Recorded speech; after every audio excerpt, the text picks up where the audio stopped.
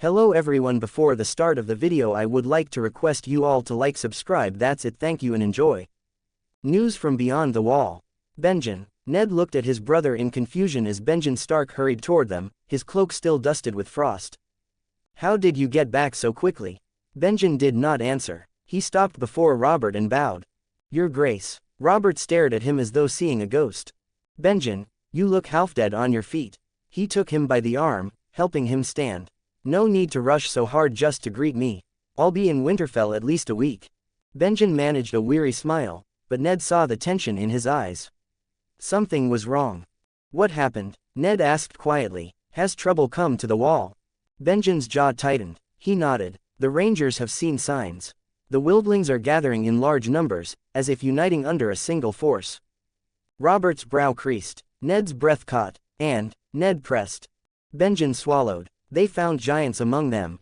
Silence flooded the crypt. Ned and Robert stared at him, disbelieving, yet knowing Benjen would not lie. Giants, Robert muttered. 7 hells. They're real, Benjen insisted. 10 days passed. Sir Jeremy Riker rode out with 5 rangers to investigate Will's disappearance. They stumbled into a massive wildling host. Only Sir Jeremy returned. He swears he saw at least 3 giants among them. Robert paced, running a hand through his hair. That bloody knight always had a soft spot for the Mad King, he griped. Could he be mistaken, or lying? Benjen shook his head firmly. He's a hard man, but not a liar. As his words sank in, the cold crypt seemed to grow colder still. Benjen exhaled shakily. He had ridden through the night to deliver this news, hoping support would come. The night's watch had grown weak. Too few brothers guarded too long a wall. If wildlings and giants struck at Castle Black, they might not withstand the attack. Robert turned to Ned with sudden decision. Well, Ned, Hand of the King. Time to earn your title. Benjen blinked. Hand. Robert grinned broadly. I named him my hand just now. You may take your problems to him from now on. Benjen felt a rush of relief, and fear. Joy that Lord Commander Mormont's plea might finally be heard. Fear that Ned would march south, and never return. Ned sighed, wishing he'd refused harder. He placed a steady hand on his brother's shoulder. Go get some rest, Benjen. There will be a feast tonight. As for the wall, I will see to it. Benjen bowed gratefully and left, his footsteps fading into the crypt's shadows. Only then did Ned speak again. The wall does need support. It has for years. He looked troubled, but deciding how, and how much, must be discussed in council. We need the realm's consent. Robert waved the concern away. You're the hand. You decide. The realm will fall in line. Ned shook his head, resigned. Let's go. The Queen will be wondering where we've gone. The Queen, Robert growled. Let the others take her. He glared once more at Lyanna's stone face before following Ned out. Their conversation continued as they walked. You still haven't told me what truly happened to Jon Arryn. Robert's booming voice dimmed. He burned out in weeks, Ned. A sickness like fire devoured him.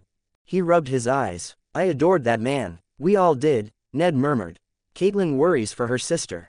How is Lisa? Robert grimaced. Mad. Grief has broken her. She fled to the Eyrie with her boy. He sighed heavily. That poor lad, sickly and frail. I meant for Tywin Lannister to foster him. The boy might thrive under Tywin's care. But she fled without a word. Damned foolishness. Ned bristled. Lisa fears losing her son. I understand that. If he must be fostered, let him come to Winterfell. Robert snorted. You're a good man, Ned. But too late. Tywin has already agreed. To take the boy elsewhere now would be an insult. I don't much care for sparing Tywin's pride, Ned replied sharply. I care for my nephew. Robert barked a laugh and threw his arm across Ned's shoulders. That's because you don't share a bed with a Lannister at night. Then, more serious, and you will need Lannister gold if you mean to strengthen the wall. Ned groaned inwardly. He would rather face 1,000 wildlings than beg the Lannisters for coin. Old gods, have mercy. Robert laughed again at his misery. They reached the crypt entrance, the great stone lord staring after them as if judging. Ned handed the lantern to the guard. Together, Hand and King climbed back toward daylight, where Winterfell bustled, preparing for the evening feast. The feast begins. By the time the servants came knocking for Galon, dusk already clung to the halls of Winterfell like a cold mist. He straightened his clothes, smoothed the last crease from his tunic, and stepped into the corridor. The murmur of a gathering crowd led him to the courtyard, where knights, bannermen, and noble retainers streamed toward the great hall, chatter bubbling with anticipation of food and royal entertainment. Through the crowd, a familiar voice rose above the noise. "Galon, over here." Jon waved frantically, grinning like a boy relieved to find a friend in a sea of strangers. "Weren't you with Benjen?" Galon asked as he joined him. Jon shook his head. "He went to rest after meeting Lord Stark. He'll be sitting with the king later, while I'm stuck at the end of the hall, like the bastard I am." Galon smirked. "Then allow a mere minor lord's son to accompany you." Two outcasts together. They laughed and walked shoulder to shoulder into the great hall.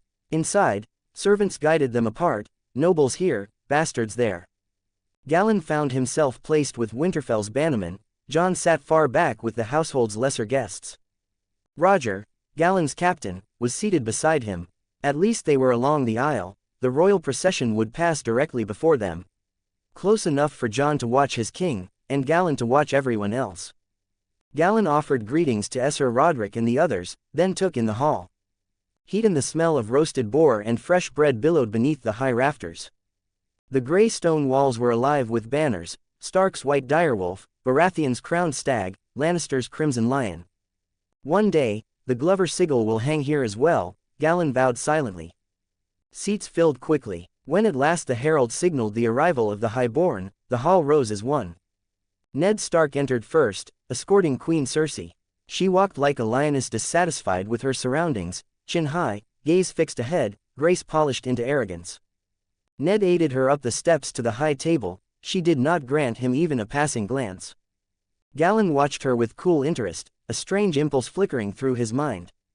Then came King Robert, arm-in-arm with Lady Catelyn. Robert's stare raked the hall like a hammer judging its worth. Catelyn smiled with practiced courtesy, but when she passed Galon, her eyes flickered toward him with something sharper, amused, confident. So she means to cause trouble tonight. Did she say something to Robert? Has she already set her snare? Galon's mind raced. Whatever she planned, he would be ready. A small figure marched in next. Rickon, trying much too hard to appear stately, at least until he spotted Jon and waved so enthusiastically his whole facade fell apart. Jon laughed and gestured for him to hurry. Robb and Princess Myrcella followed. Robb's goofy smile never left his face, and Myrcella blushed shyly under the attention. Galon nearly groaned.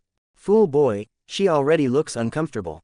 Arya and Tommen entered next, awkward strangers simply doing as told. Then, Sansa, arm-in-arm with Prince Joffrey. The prince examined the hall with open disdain, nose raised at every northern face as though he were slumming among peasants. Sansa remained perfectly polite, smiling without warmth. But when she reached Galon's row, her eyes brightened and she lowered her gaze shyly, cheeks tinted pink. Galon's chest tightened. Joffrey noticed. His lips curled downward as he looked Galon over, taller, stronger, handsome, and jealousy flashed in his cold eyes. With a sharp huff, he dragged Sansa onward. Jaime Lannister followed, golden and immaculate, glancing toward Joffrey with irritation but noticing little else. Behind him waddled Tyrion, his steps wobbly, his grin suspiciously content. When he passed Galon, the dwarf gave him a conspiratorial wiggle of his brows. So Galon had been right. Tyrion's legs had paid the price for that afternoon's indulgence. Finally, Benjen Stark entered with Theon at his side. Benjen greeted Galon kindly. Theon, however, stared at him with a triumphant smirk, brimming with some secret delight.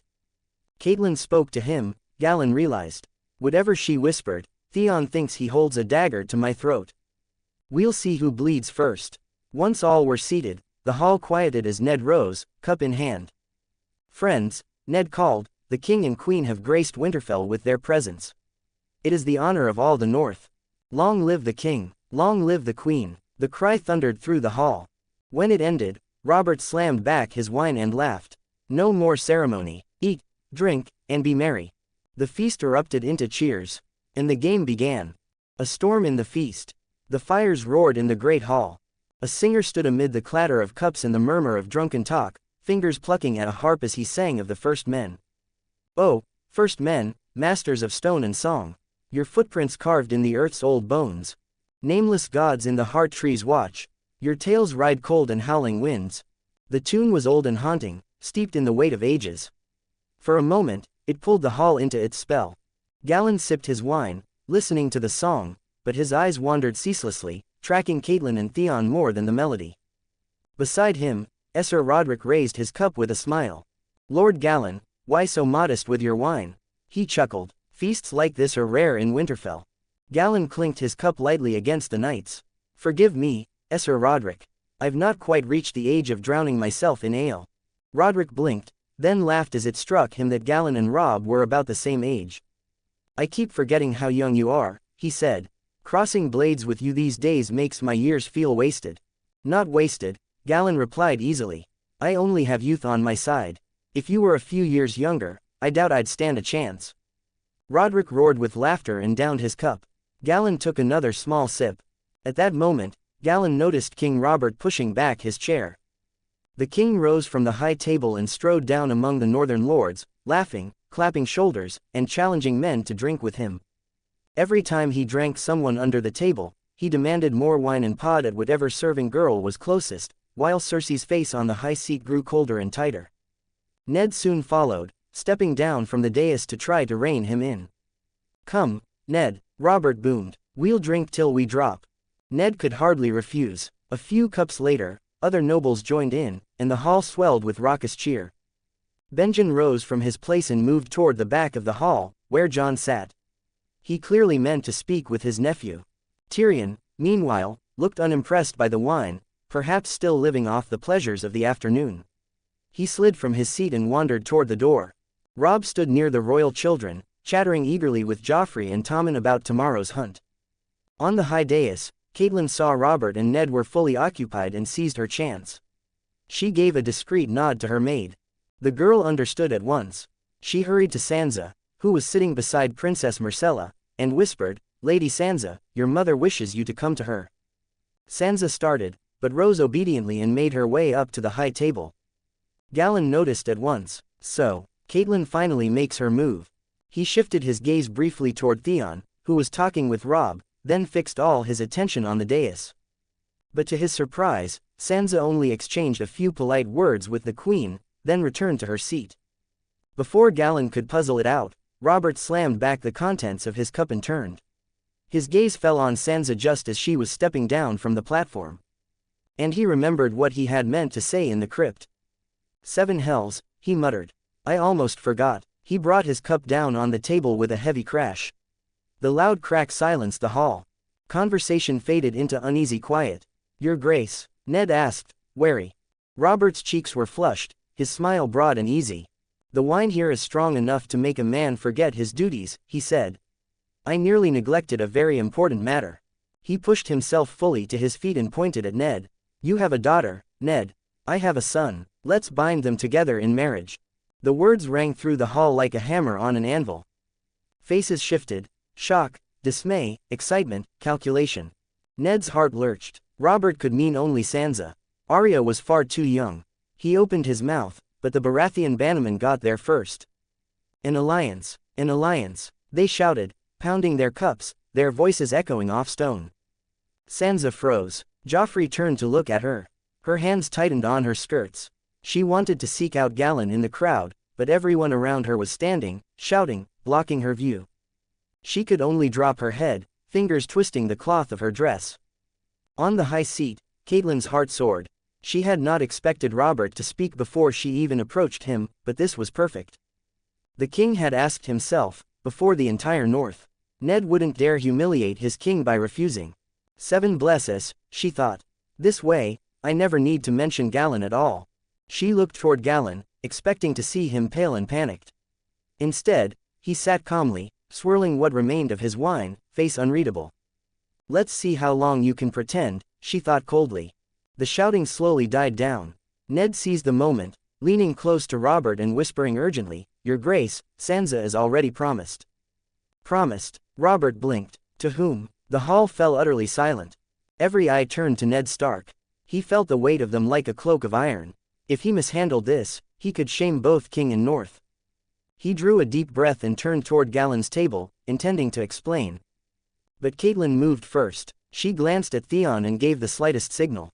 Theon stepped forward, chest swelling with importance.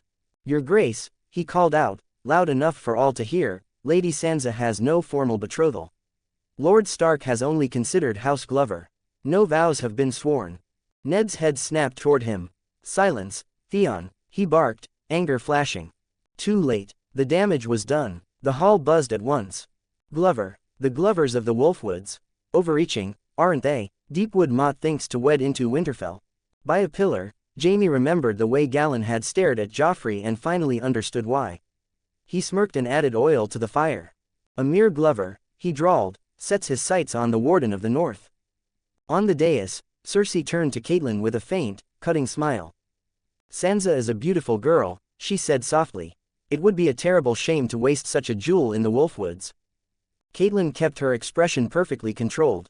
She knew better than to speak now, better to let the king's will and the court's momentum do the work for her, without leaving proof of her own hand. Robert clapped Ned's shoulder. If you've only been considering, and nothing's been sealed, then there's no problem, he declared. If the Glovers hear of it, they'll know it's beyond their reach. Ned tried again. Your Grace, I gave Galon my word. But Robert was drunk and done with complications. That's settled, Ned, he said, lifting his cup. If this Galsamething boy doesn't like it, I'll convince him myself.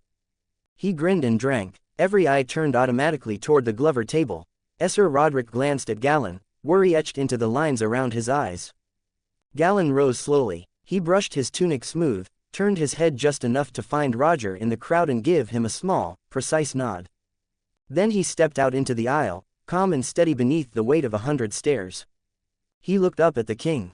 Your Grace, he said clearly, his voice carrying through the hall, my name is Galon. Galon Glover. Trial by combat. Robert turned toward the voice. A tall, broad-shouldered youth stood there, handsome, composed, and unflinching beneath the weight of every eye, bowing with calm respect. A fine northern lad, Robert thought with honest admiration, though his tongue was thick with wine. So you're Galon? He asked. Yes, Your Grace. Galon Glover of Deepwood Motte, standing ready for your command. Galon spoke firmly, without the slightest tremor. At the same time, his sharp gaze swept the hall to judge every reaction. Ned looked stricken with concern. Across two long tables, Sansa first brightened with hope, then froze, anxious. Catelyn's smile sharpened, certain that victory was already hers. Theon practically radiated smug triumph, ignoring Robb's dark glare beside him. Joffrey stared down his nose with a sneer, lips curling in contempt. But on the high dais, Cersei paused, interest flickering in her eyes at the sight of this poised young lord. Jaime noticed. A pinch of jealous irritation ran through him. I thought Deepwood Motte belonged to your father, Robert grumbled. Galbart, wasn't it? How is it you? Galon's gaze flicked briefly toward the doors. Roger was gone, just as planned. Only then did he answer. My father answered your call 9 years ago and marched to crush the Greyjoy rebellion at Pike. He let his eyes rest a heartbeat on Theon, now stiffening in his seat. He was wounded breaking the gates for your Grace. The injuries plagued him for years. 6 months passed, he returned to the old gods. Memories washed through the hall, of axes on iron shields, fire and blood, dead friends dragged from the surf. Even Robert's brow creased, his cup lowered slowly. I remember your father, he murmured. Bravery carved in iron. If he hadn't held back Meryn's counterattack, Pike would have drowned us all. A shame, a damned shame. Respect rippled through the gathered northern lords. The tension in the hall eased, if only a little. Galon bowed his head in acknowledgement. It was our duty to serve King and Warden of the North, he said. On his deathbed, my father feared leaving me unwed. He begged Lord Stark to consider a match. 3 days ago, I was invited here so our families could settle the matter with your blessing. His voice carried clearly and reasonably. He laid out the facts without raising his tone, and Ned nodded to confirm every word. Galon had acted with honor. But honor did not solve the king's dilemma. Robert rubbed his temples. If he backed down now, after declaring before all the North, his authority would be mocked from White Harbor to Sunspear. Jaime chose that moment to strike. So you admit the marriage was never sealed, he drawled. And yet you expect a king to yield to you. Bold indeed. Joffrey snapped like a dog off its leash. You hiding in the woods like a frightened animal and daring to challenge a king. Hound. Grab him.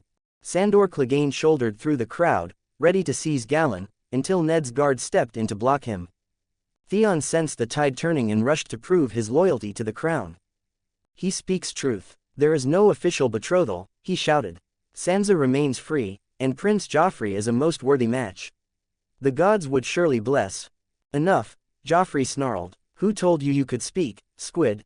The hall snickered. Robb rose sharply. Theon, sit down, he hissed, eyes icy with warning. Catelyn shot Theon a furious look. Even she hadn't planned to let him flap his tongue this wildly. Galon nearly laughed aloud. Fool, he tried to curry favor and only made himself hated. But his blunder gave Galon exactly the opening he needed.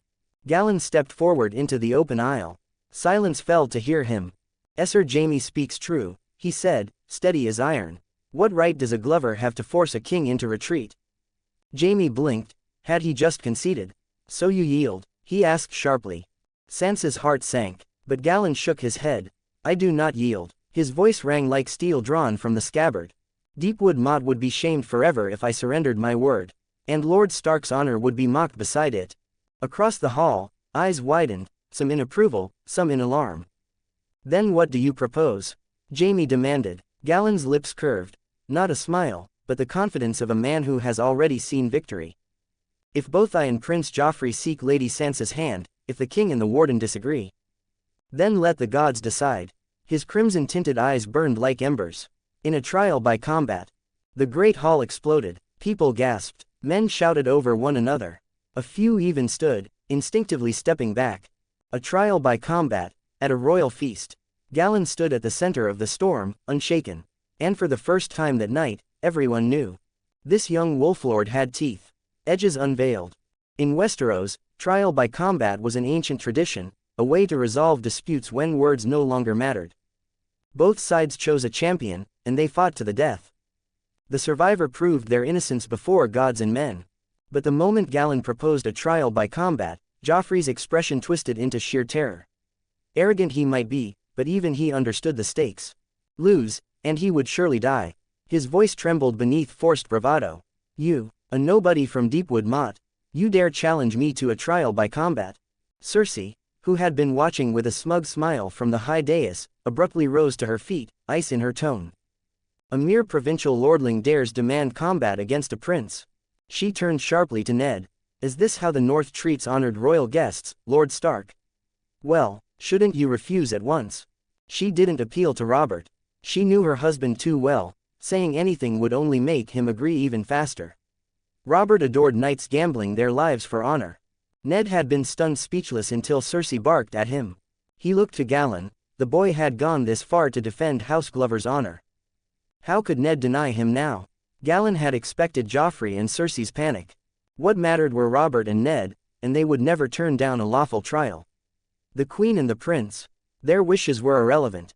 Galon bowed. Your Grace, Lord Stark, considering His Highness is still young, he may appoint a champion to fight in his stead. Joffrey's panic instantly melted away, replaced by a cruel gleam of delight. Cersei blinked in confusion. Was he insane, or was this his excuse to gracefully break the betrothal? She studied Galon, suspicion tightening her eyes. From the shadows, Jaime, no longer lounging idly, straightened, sharp gaze trained on Galon as if trying to uncover something hidden beneath the boy's calm. The hall filled with murmurs of disbelief and confusion. All except Sir Roderick, Robb, and those who had witnessed Galon's swordsmanship over the past days.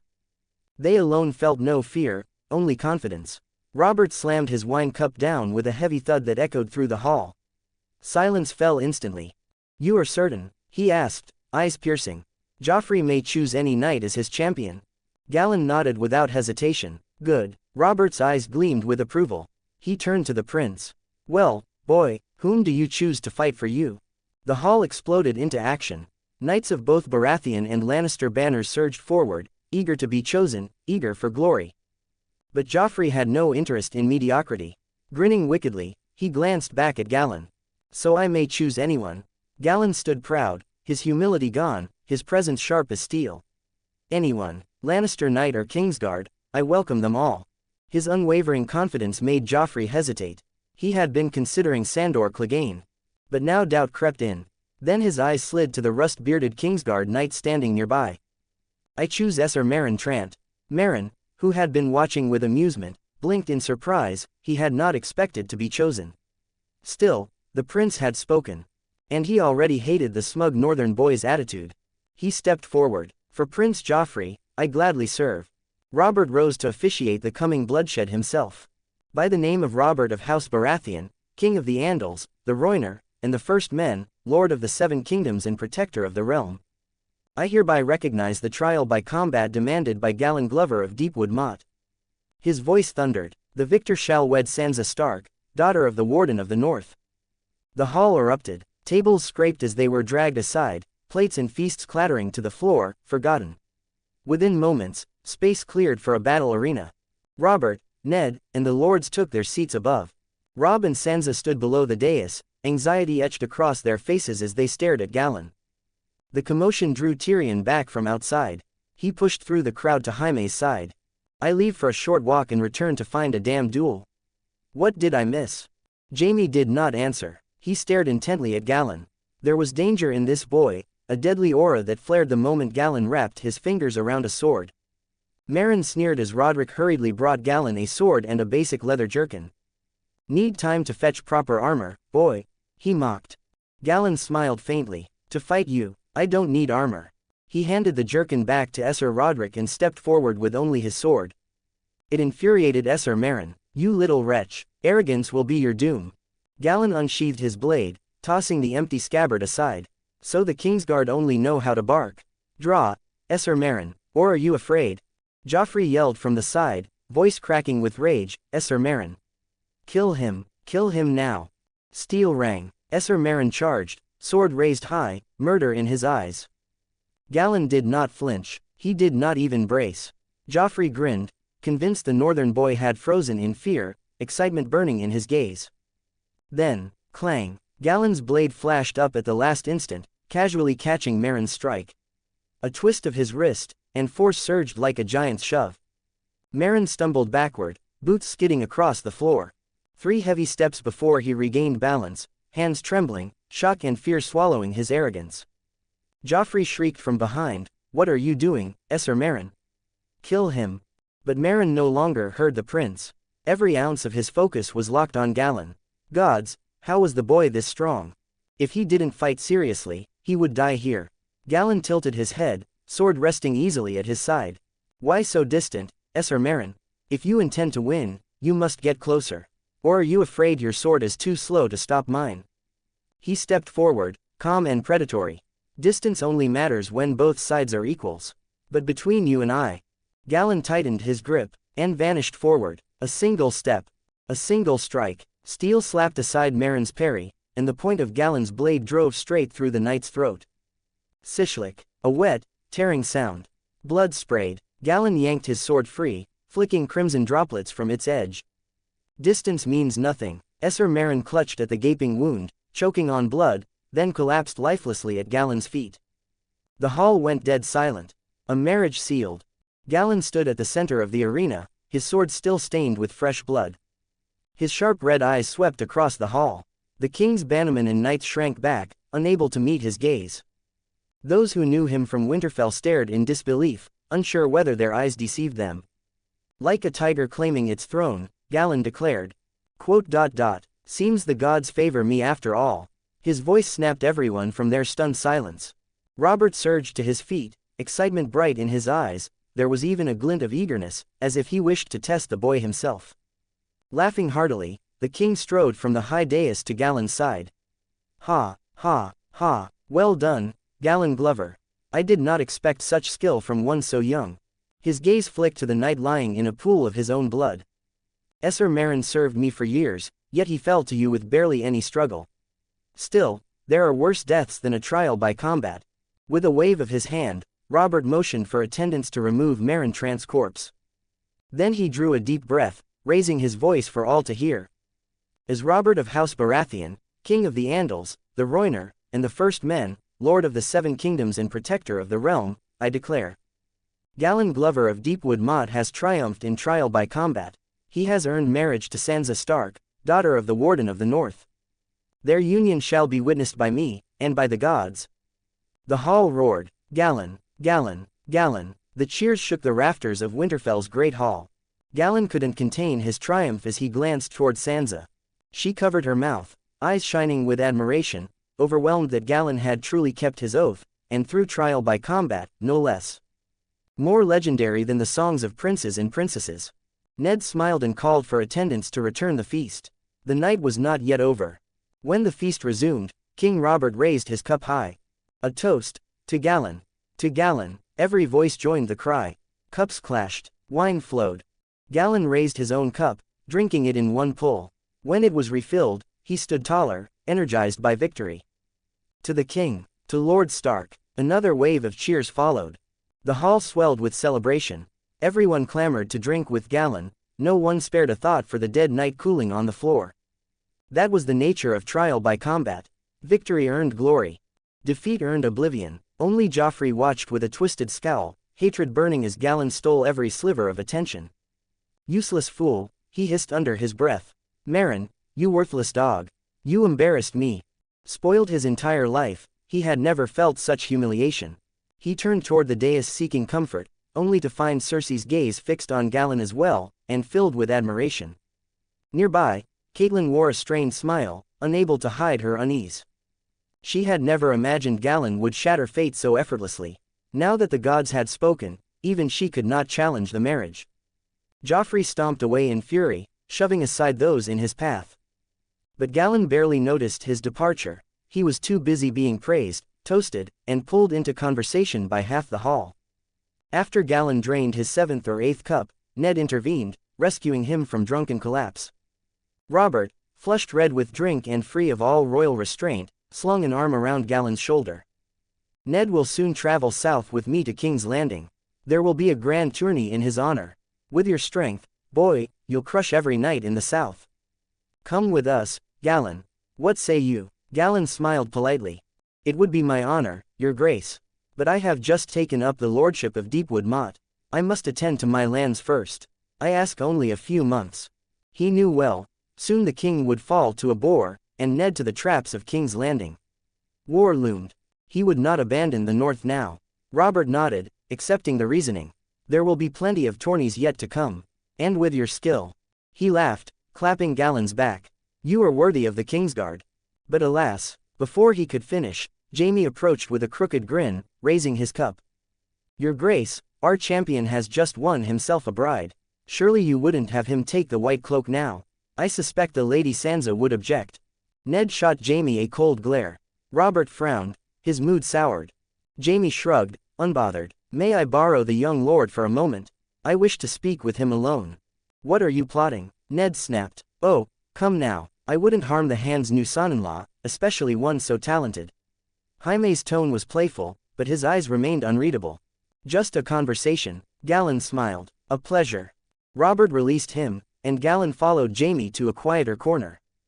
Once alone, Jaime spoke in a low voice. "After tonight, your name will be known throughout the 7 kingdoms. Songs will spread your fame." His gaze hardened. "But listen well, the Kingsguard is not made solely of drunks and weaklings like Meryn Trant. If you ever dare disgrace the White Cloak, I will not forgive you." Galon blinked, surprised by the warning. Then he smiled lightly. "The Kingsguard protects the king. I respect that order deeply. I would never tarnish its honor." Jaime studied him for a long moment, then nodded. "See that you don't." He turned to leave, but Galon stopped him. "This afternoon, Sir Jaime asked me a question. Allow me to ask one in return." Jaime paused. "Oh, and what is that? I heard you earned the white cloak at 15. Galon's smile sharpened. "Tell me, does your sword still know how to fight?" Jaime's smirk froze. His eyes chilled. "What are you implying?" "Nothing at all," Galon replied softly. "Only that playing nursemaid to fools must be dull.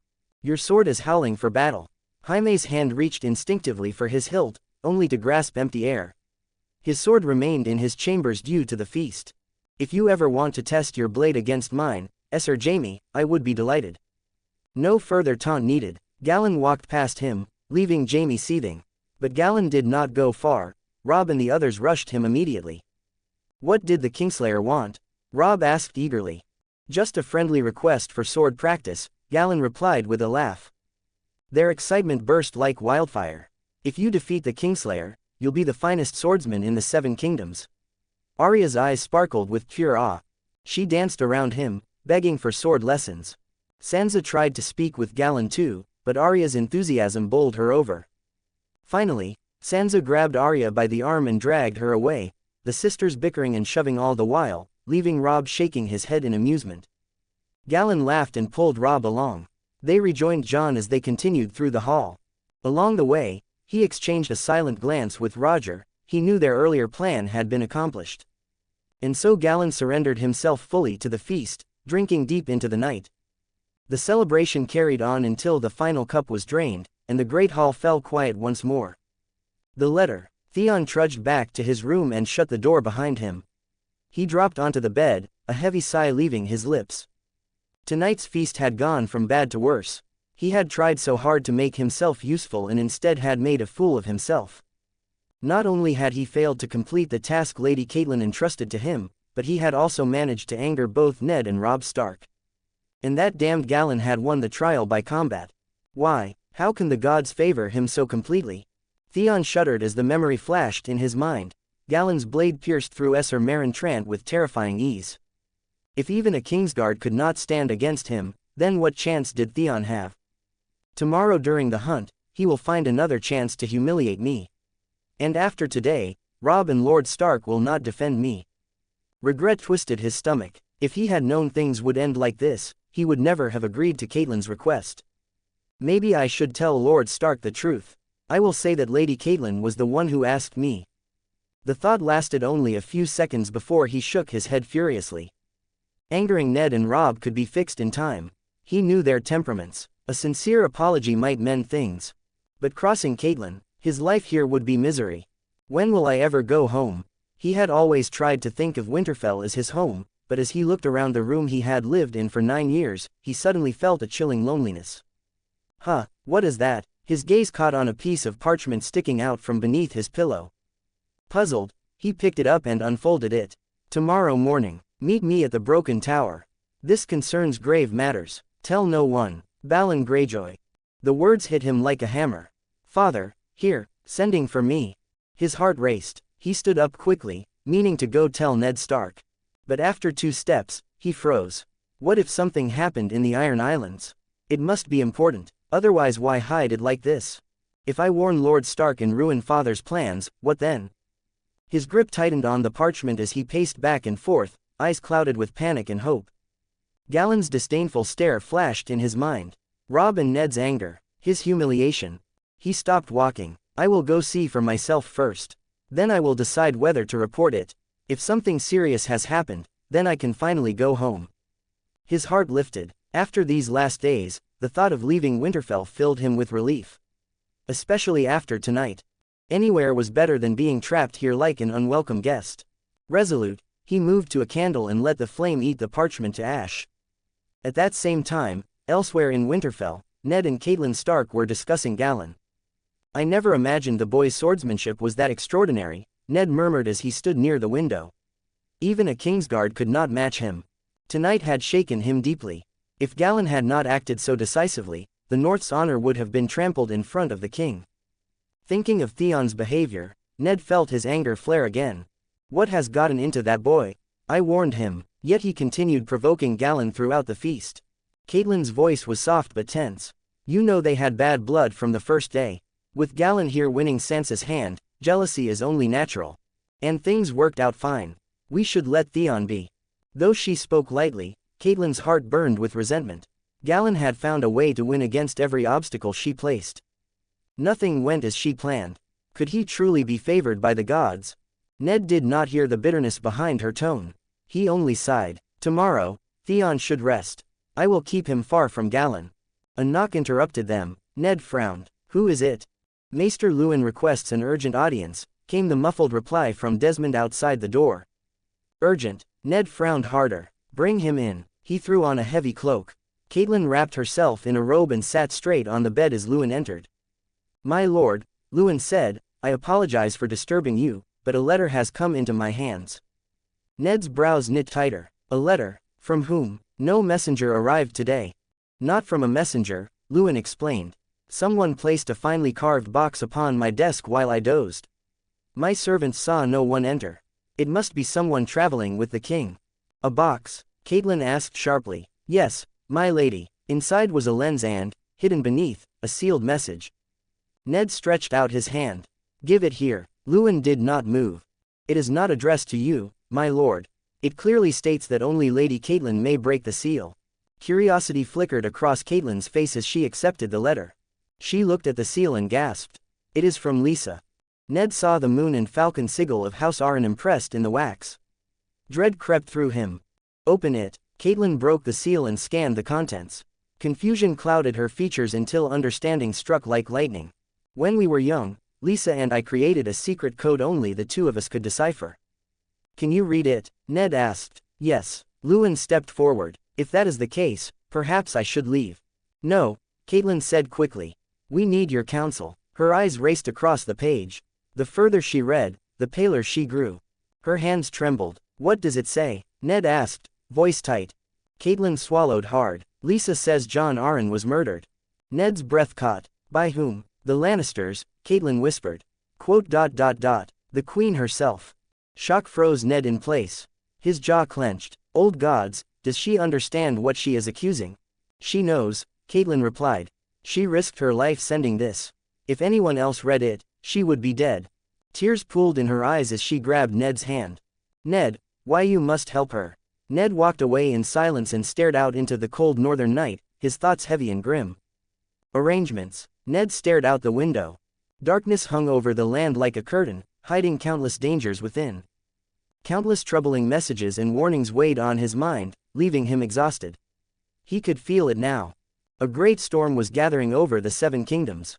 Winter is coming, he whispered the words, and in that moment, he made his decision.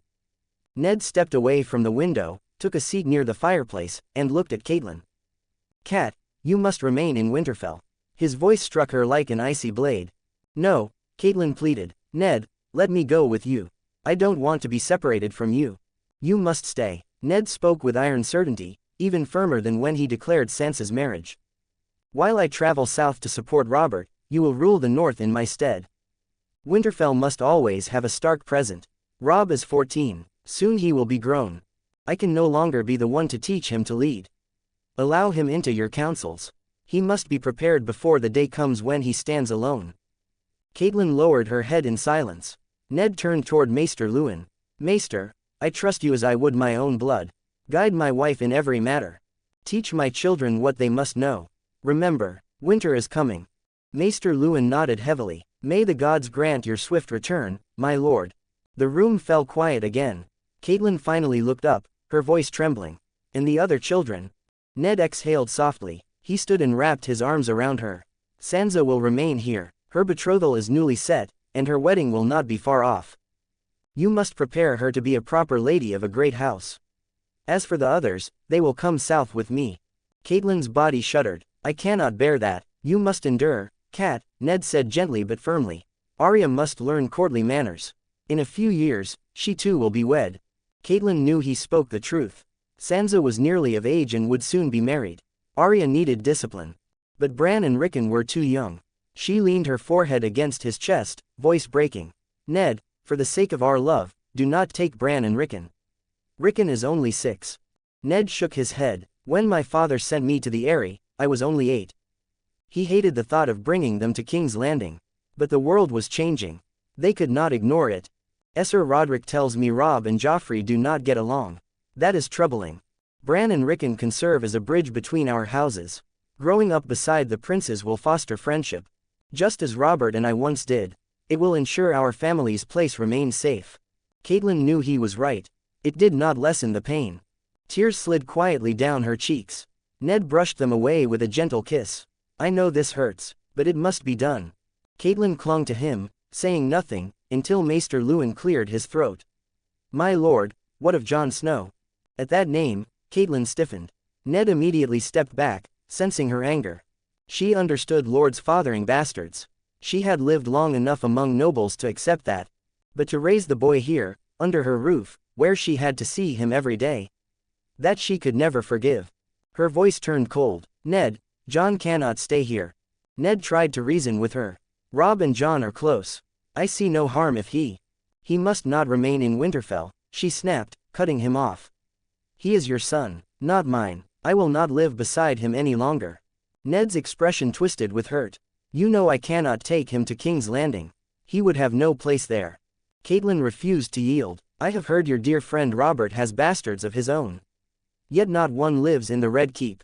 Ned growled in frustration. That Lannister queen insisted on that. Gods damn it, Cat.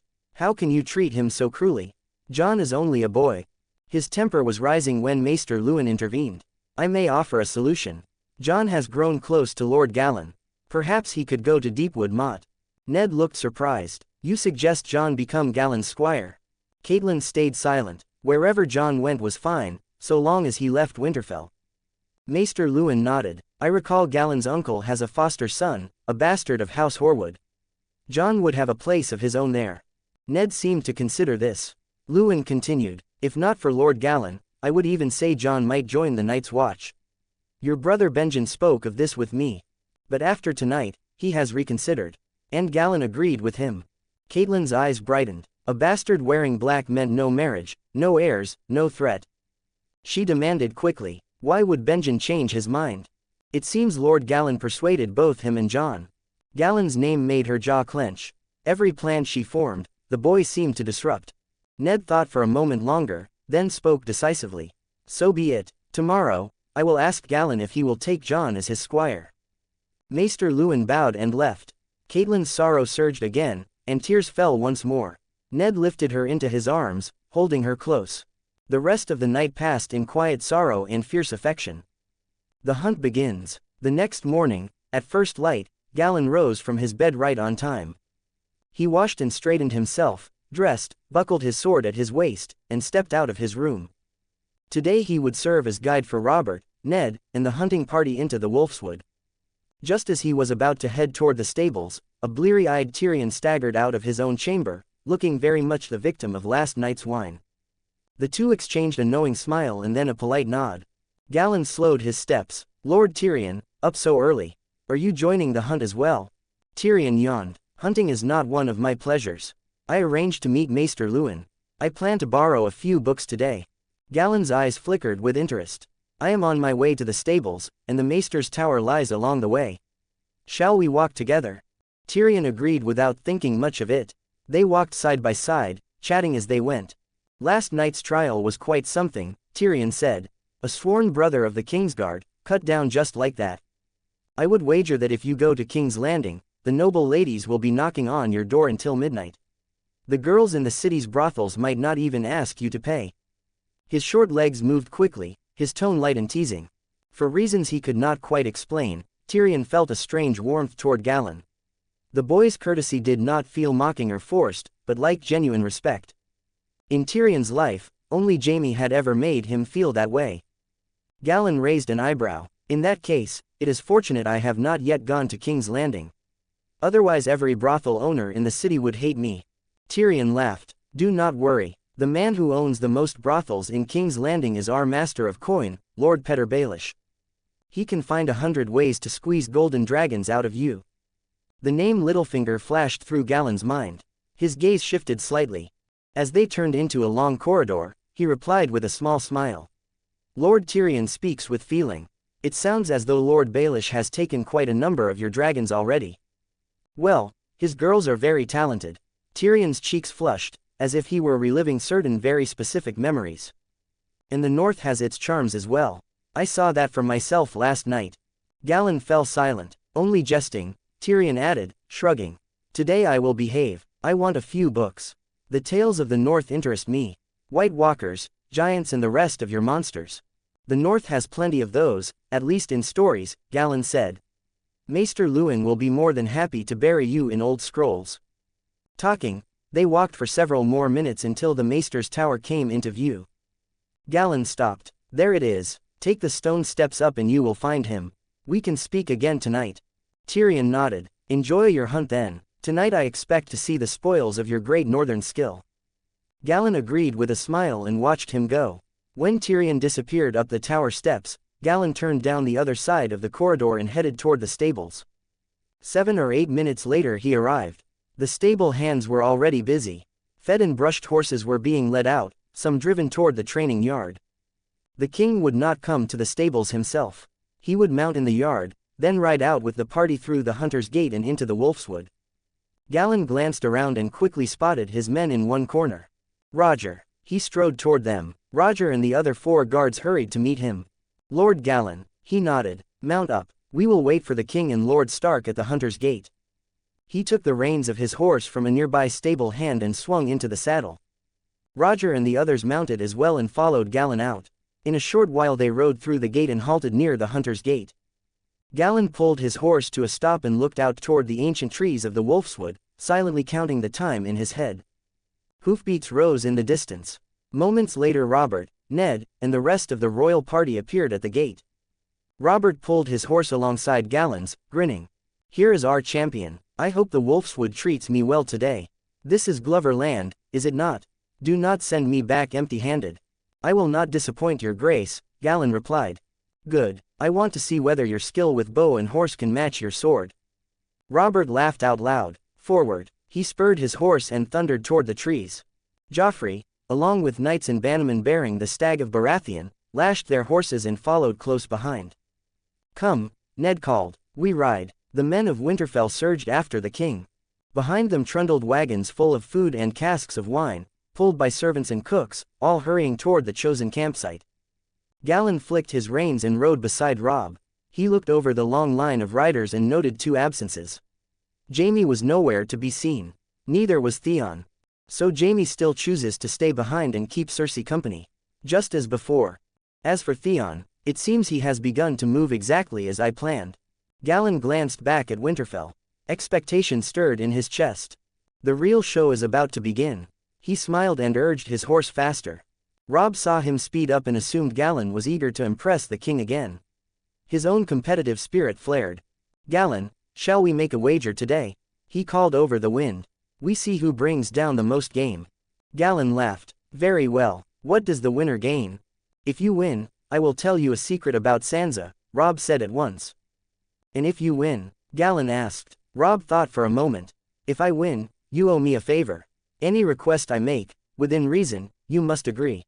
"Done," Galon answered without hesitation. "It is decided then. Robb, you are doomed to lose." They both burst into laughter as they rode. At the very moment the hunting party galloped out of Winterfell, Bran was climbing the stone walls with all his strength. By the time he reached the top of the outer wall, the riders were already gone from sight. His eyes wandered farther, to the jagged silhouette of the old broken tower. He hesitated, then began climbing again.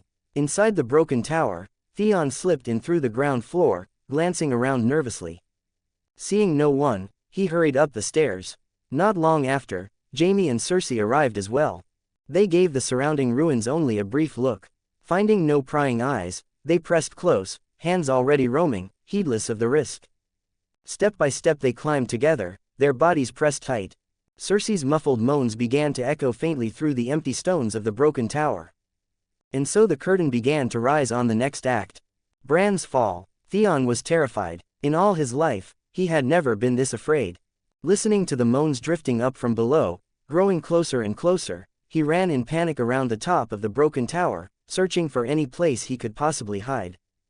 But the ruin had been abandoned for years. Aside from dust on the floor, the room was completely empty. There was nowhere to conceal himself. In the end, Theon went to the window and looked out at the rough stones jutting from the outer wall. "I can only stand there and hope it is enough. Damn it, the Queen and Ser Jaime of all people. If they find me here, I am dead."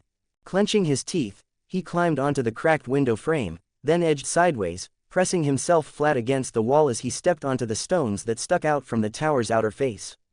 He let out a careful breath. "If I stay here, as long as they do not lean out to look, they should not see me.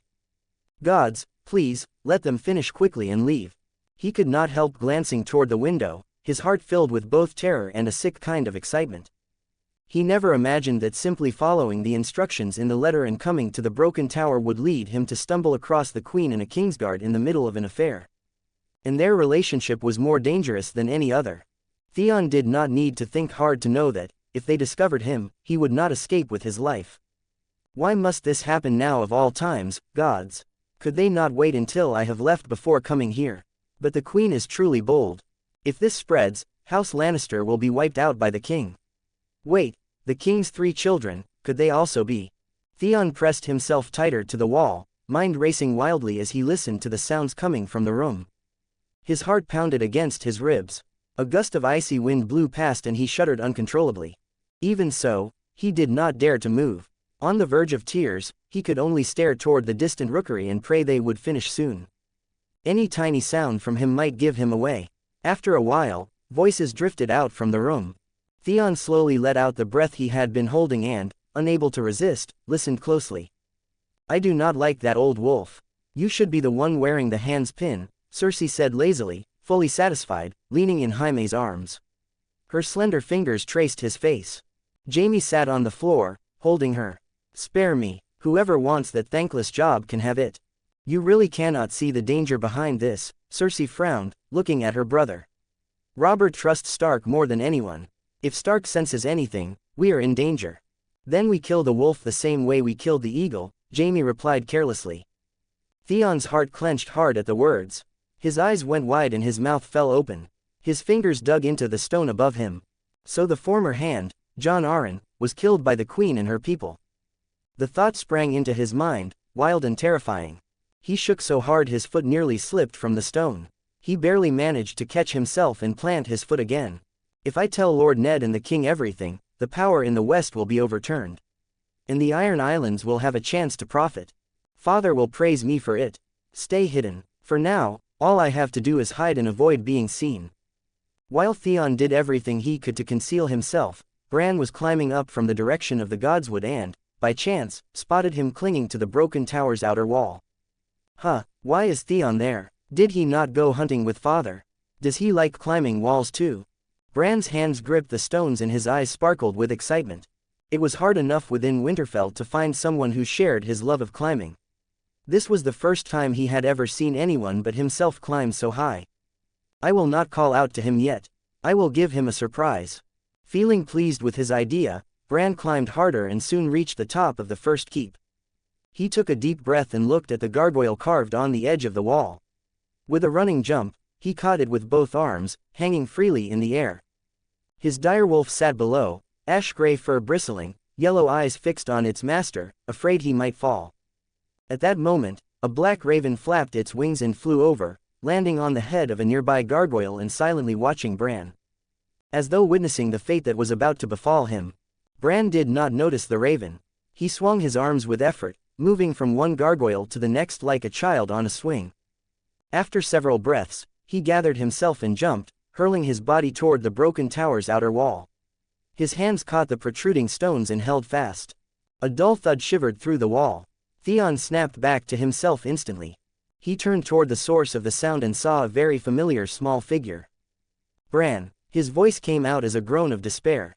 In his heart he prayed, "Do not speak. Please do not make a sound." One hand clung to the stone to steady himself. With the other, he pressed his fingers to his lips and waved frantically for Bran to be quiet. But Bran, focused on climbing, did not see him. He moved with nimble hands and feet, and in just a few motions reached the stones below and beside Theon, then looked up curiously. "Theon, what are you doing here?" The moment Bran spoke, Theon knew it was over. He had no time to think. "Bran, go," he shouted. Then he turned and began climbing down as fast as he could, no longer caring whether he was any good at climbing at all. But Jaime inside the room reacted even faster. The instant he heard Bran's voice, he pushed Cersei aside, sprang to his feet, and rushed to the window. In a single glance, he saw Theon and Bran clinging to the broken tower's outer wall. Caught off guard, Bran was startled by Jaime's sudden appearance. His fingers slipped from the stone. With a cry, he fell. Theon reacted on instinct, grabbing for him. He caught Bran's arm, but the boy's weight dragged at him, pulling him off balance. Both of them almost fell together. At the critical moment, Jaime reached out, seized Theon's arm, and with a violent pull hauled both boys back up and into the room. Behind him, Cersei finally truly understood what had happened. She screamed, scrambled into her clothes, and shouted in panic. "They saw us, they must have seen us. Jaime, kill them now." Jaime's expression stayed calm. He blocked the terrified Theon and Bran in front of the window, then turned to Cersei and pressed his hand down in a soothing gesture. "Cersei, calm down, calm down." Hearing him, Cersei forced herself to quiet down, at least a little. Once she stopped speaking, Jaime turned back. His gaze swept over Theon and Bran, each wearing a different expression of shock and fear. Well now, who would have thought this broken place could attract so many visitors? Is there truly nowhere else to go in Winterfell? His tone was light and mocking. His eyes were full of killing intent. Bran's Fall, Part 2. Bran, who had just narrowly escaped danger, was still dazed and confused. He had no idea what was happening around him. Theon, on the other hand, had gone pale with terror. His legs trembled uncontrollably. Jaime studied his reaction and understood immediately. Theon must have heard everything he and Cersei had said.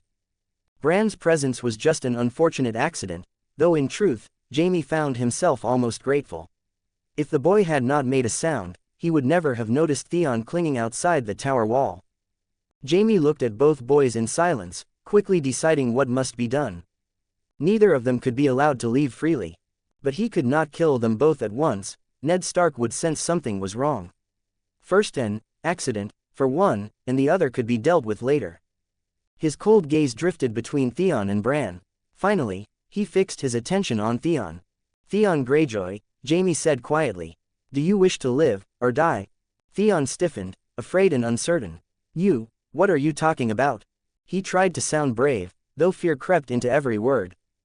This is Winterfell. I am Lord Stark's ward. Bran is his son. You would be wise to let us go. Cersei's expression darkened with fury that Jaime seemed to be bargaining at all. She drew a breath to lash out, but Jaime lifted a hand slightly. Trust me, Cersei. She forced herself to remain silent, glaring at the two boys. Jaime stepped closer, his knuckles popping softly as he flexed his fingers. You saw, you heard. Do you actually think I can allow you to walk away? But you are right about one thing. If both of you died here and now, Stark would tear this castle apart looking for the truth. Jaime leaned in close to Theon's ear. But if you were on our side, the story could change. Theon didn't believe him, not truly. He had seen too much. If he were Jaime, he would not spare a single witness. He clutched Bran tighter, eyes flicking wildly around the tower, seeking any way out. It was hopeless. You are the rightful heir of the Iron Islands, Jaime continued softly. Yet you serve the very man who humiliated your father. He watched Theon's expression shift. Kill Stark's boy, Jaime said calmly. Do that, and this never happened. The Queen will convince the king to send you home, to claim what is yours. Theon shuddered. He never imagined Jaime would demand that. You're mad. But Jaime heard the hesitation buried in his voice. He kept pushing, voice low and poisonous. Think of how Stark yelled at you last night, for speaking the truth. You were born a ruler's son. Yet here you bow to those who wronged your bloodline. Even the seven gods must pity you. Theon's grip tightened, his thoughts twisted in panic. Bran struggled now, truly frightened. No, Theon, don't listen to him. Please. He tried to pull away, tears rising, but there was nowhere left to retreat. The open window was at his back and Theon's hands locked tight around him. Jaime spoke again, the final blow. Choose, Greyjoy, kill the boy, or you both die. Theon's breath came in short gasps. Memories rushed through his mind, laughter in the great hall, shared hunts, warm nights by the fire with the Starks. Then came the harsh glares and scolding words from the night before. How can I trust you? He whispered. Jaime laughed, the sound cold. You kill him. We have a hold over you. You have one over us. Neither side betrays the other. Cersei smiled thinly. And House Lannister rewards loyalty. Surely you've heard, a Lannister always repays what is owed. Theon's eyes burned red. Swear it. Swear by the seven you will send me home. Jaime hesitated only a heartbeat. Then he and Cersei spoke the oath Theon demanded. Bran froze, horror choking his voice as he saw Theon turning toward him. No, stop. Bran reacted suddenly, sinking his teeth into Theon's wrist. Theon cried out, acting on instinct. He struck Bran away. Heart pounding, Bran tried to run past Jaime, but Theon grabbed him again. You bit me, he shouted, fear boiling into fury. Before he fully understood what he was doing, Theon hauled Bran to the window. He hesitated, a fraction of a second. Then he shoved. Bran screamed as he slipped into empty air, his hands clutching for anything to hold. There was nothing. The courtyard below rushed upward. Thud. In an instant, he hit the ground far below and lay still. His young direwolf bounded to his side, crying out for help. Jaime looked down, satisfied Bran did not move. Well done, he said coolly. He clamped a hand on Theon's shoulder. Do as I say and you live. Say nothing. You were never here. Theon nodded stiffly. He turned and ran, panic driving his steps as he fled the tower. Only after he was gone did Jaime gather Cersei in his arms and hurry her down the stairway. "Why let the squid live?" Cersei asked sharply. "When do you plan to finish with him?" "He is scared," Jaime answered. "Fear makes a person obedient. Here in Winterfell, he will not speak. Once we return to King's Landing," he glanced at her calmly, "he will be dealt with." Cersei smirked. "And we can always send his corpse home. We never promised it would be breathing." Jaime did not respond. They slipped away into a quiet passage with no witnesses. High above them, a raven circled the tower silently. It watched until servants discovered Bran lying unconscious on the stones below. Then it beat its wings and vanished into the sky. Winterfell filled with fear. 23 comments 0 vote. The Bear Hunt. The Wolfswood. Beneath a sentry tree with grayish-green pine needles, Galon drew his bow, the arrowhead steadily fixed on a spotted deer grazing ahead. The bowstring vibrated, and the arrow flew. Whoosh! The deer raised its head in alarm, but it was too late. The sharp arrow pierced the deer's neck with precision. The spotted deer staggered a few steps among the dappled shadows of the trees, finally collapsing lifelessly onto the ground. "Good shot," Jon immediately cheered from the side, but Galon smiled and shook his head. "It's only a small deer, nothing extraordinary." "But," Galon lowered his bow, looking around, a little frustrated. "The Wolfswood is usually teeming with animals, yet we've been wandering for a long time and only found one small deer. Could the king and Prince Joffrey have hunted them all?" Jon was also puzzled. "Galon, shall we venture a bit deeper?" Galon peered into the deeper parts of the Wolfswood. The dense shadows of the trees hinted at countless dangers hidden within. The Glovers, having lived in the Wolfswood for generations, naturally knew the complexity of this forest, which had existed for tens of thousands of years. Venturing any further in would surely lead them to encounter large animals like human bears. Therefore, he shook his head slightly, saying, "It's still early. Let's just circle around this area. The Wolfswood is huge. I don't believe our luck will continue to be this bad." Galon turned to Ser Rodrik. "Take that deer with you. Let's go." Rodrik nodded and instructed his men to retrieve the deer in the distance. Jon had no objection, and the group continued their hunt. But unexpectedly, they circled for another half hour, still finding nothing. It was as if this entire area was dominated by some massive beast. Just as Galon was about to suggest returning to the camp, a piercing scream tore through the silence of the forest. What was that sound? Jon froze. Rodrik had already crouched down, pressing his ear to the ground. The vibrations transmitted through his palm caused his pupils to shrink. "Lord Galon, it's a large beast stampeding." He suddenly looked up, pointing toward the depths of the Wolfswood. "The sound is coming from the north. Could the king and Lord Stark have alarmed something ahead?" A Deepwood Motte soldier nearby couldn't help but whisper his guess. Galon and Jon exchanged glances, their expressions simultaneously turning grave. "Go, let's check it out." Galon gave a somber command. If the king and Ned died in the Wolfswood, the situation would be disastrous. The group did not dare to delay. Led by Rodrik, they swiftly moved through the shadows of the trees. Soon, Galon spotted 3 fleeing Lannister knights and a blonde youth, Joffrey. "It's Prince Joffrey," Jon cried out in a low voice, instinctively about to call out to them, but the beast that burst from the forest mist instantly solidified his blood. A nightmare-like gigantic bear charged forward, knocking down trees. With one swipe, it batted aside a Lannister knight who had fallen behind. Puff! The Lannister knight's chest immediately caved in, and he died instantly. The remaining 2 knights, feeling the dread of impending doom, knew they could not outrun the giant bear. They shouted, "Prince Joffrey, run! We will stay and cover your retreat." The terrified Joffrey dared not look back, running forward desperately. But the 2 screams that followed him made him tremble all over.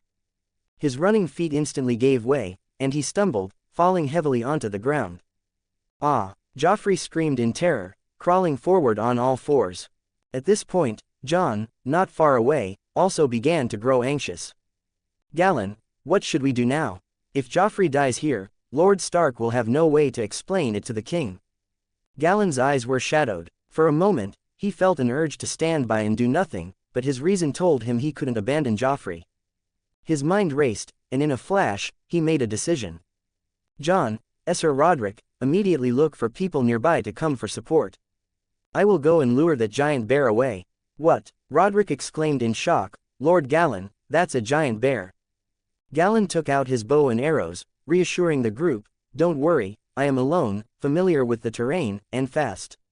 The bear won't catch me for a while. Just make sure you call for help as quickly as possible." Galon acted decisively. Jon and Roderick also split up and dispersed, searching for other hunting parties. Meanwhile, the giant bear had caught up to Joffrey, who was weak and unable to move. But the giant bear did not immediately bite him to death. Instead, it approached slowly on all fours, as if toying with its prey. It stood nearly 2 meters tall at the shoulder, its brown-black fur covered in blood and mud. Its amber eyes locked onto Joffrey, and its massive paw was about to fall. The moment was critical, moving as fast as a flash. Galon concentrated, drawing his bow and arrow. In an instant, whoosh! The bowstring vibrated, and the arrow struck the giant bear's right eye. "Roarr!" The giant bear cried out in pain, batting at its eye with its foreleg, snapping the arrow. Blood immediately obscured its right eye.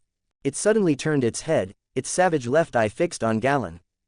Roar! The giant bear let out a roar, planting all 4 feet on the ground, and abandoned Joffrey to charge at Galon.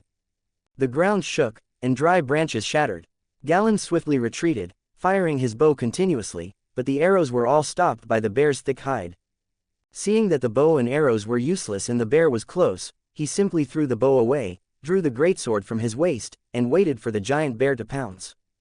A stench of blood and foulness rushed at him as the enraged giant bear lunged and bit toward Galon.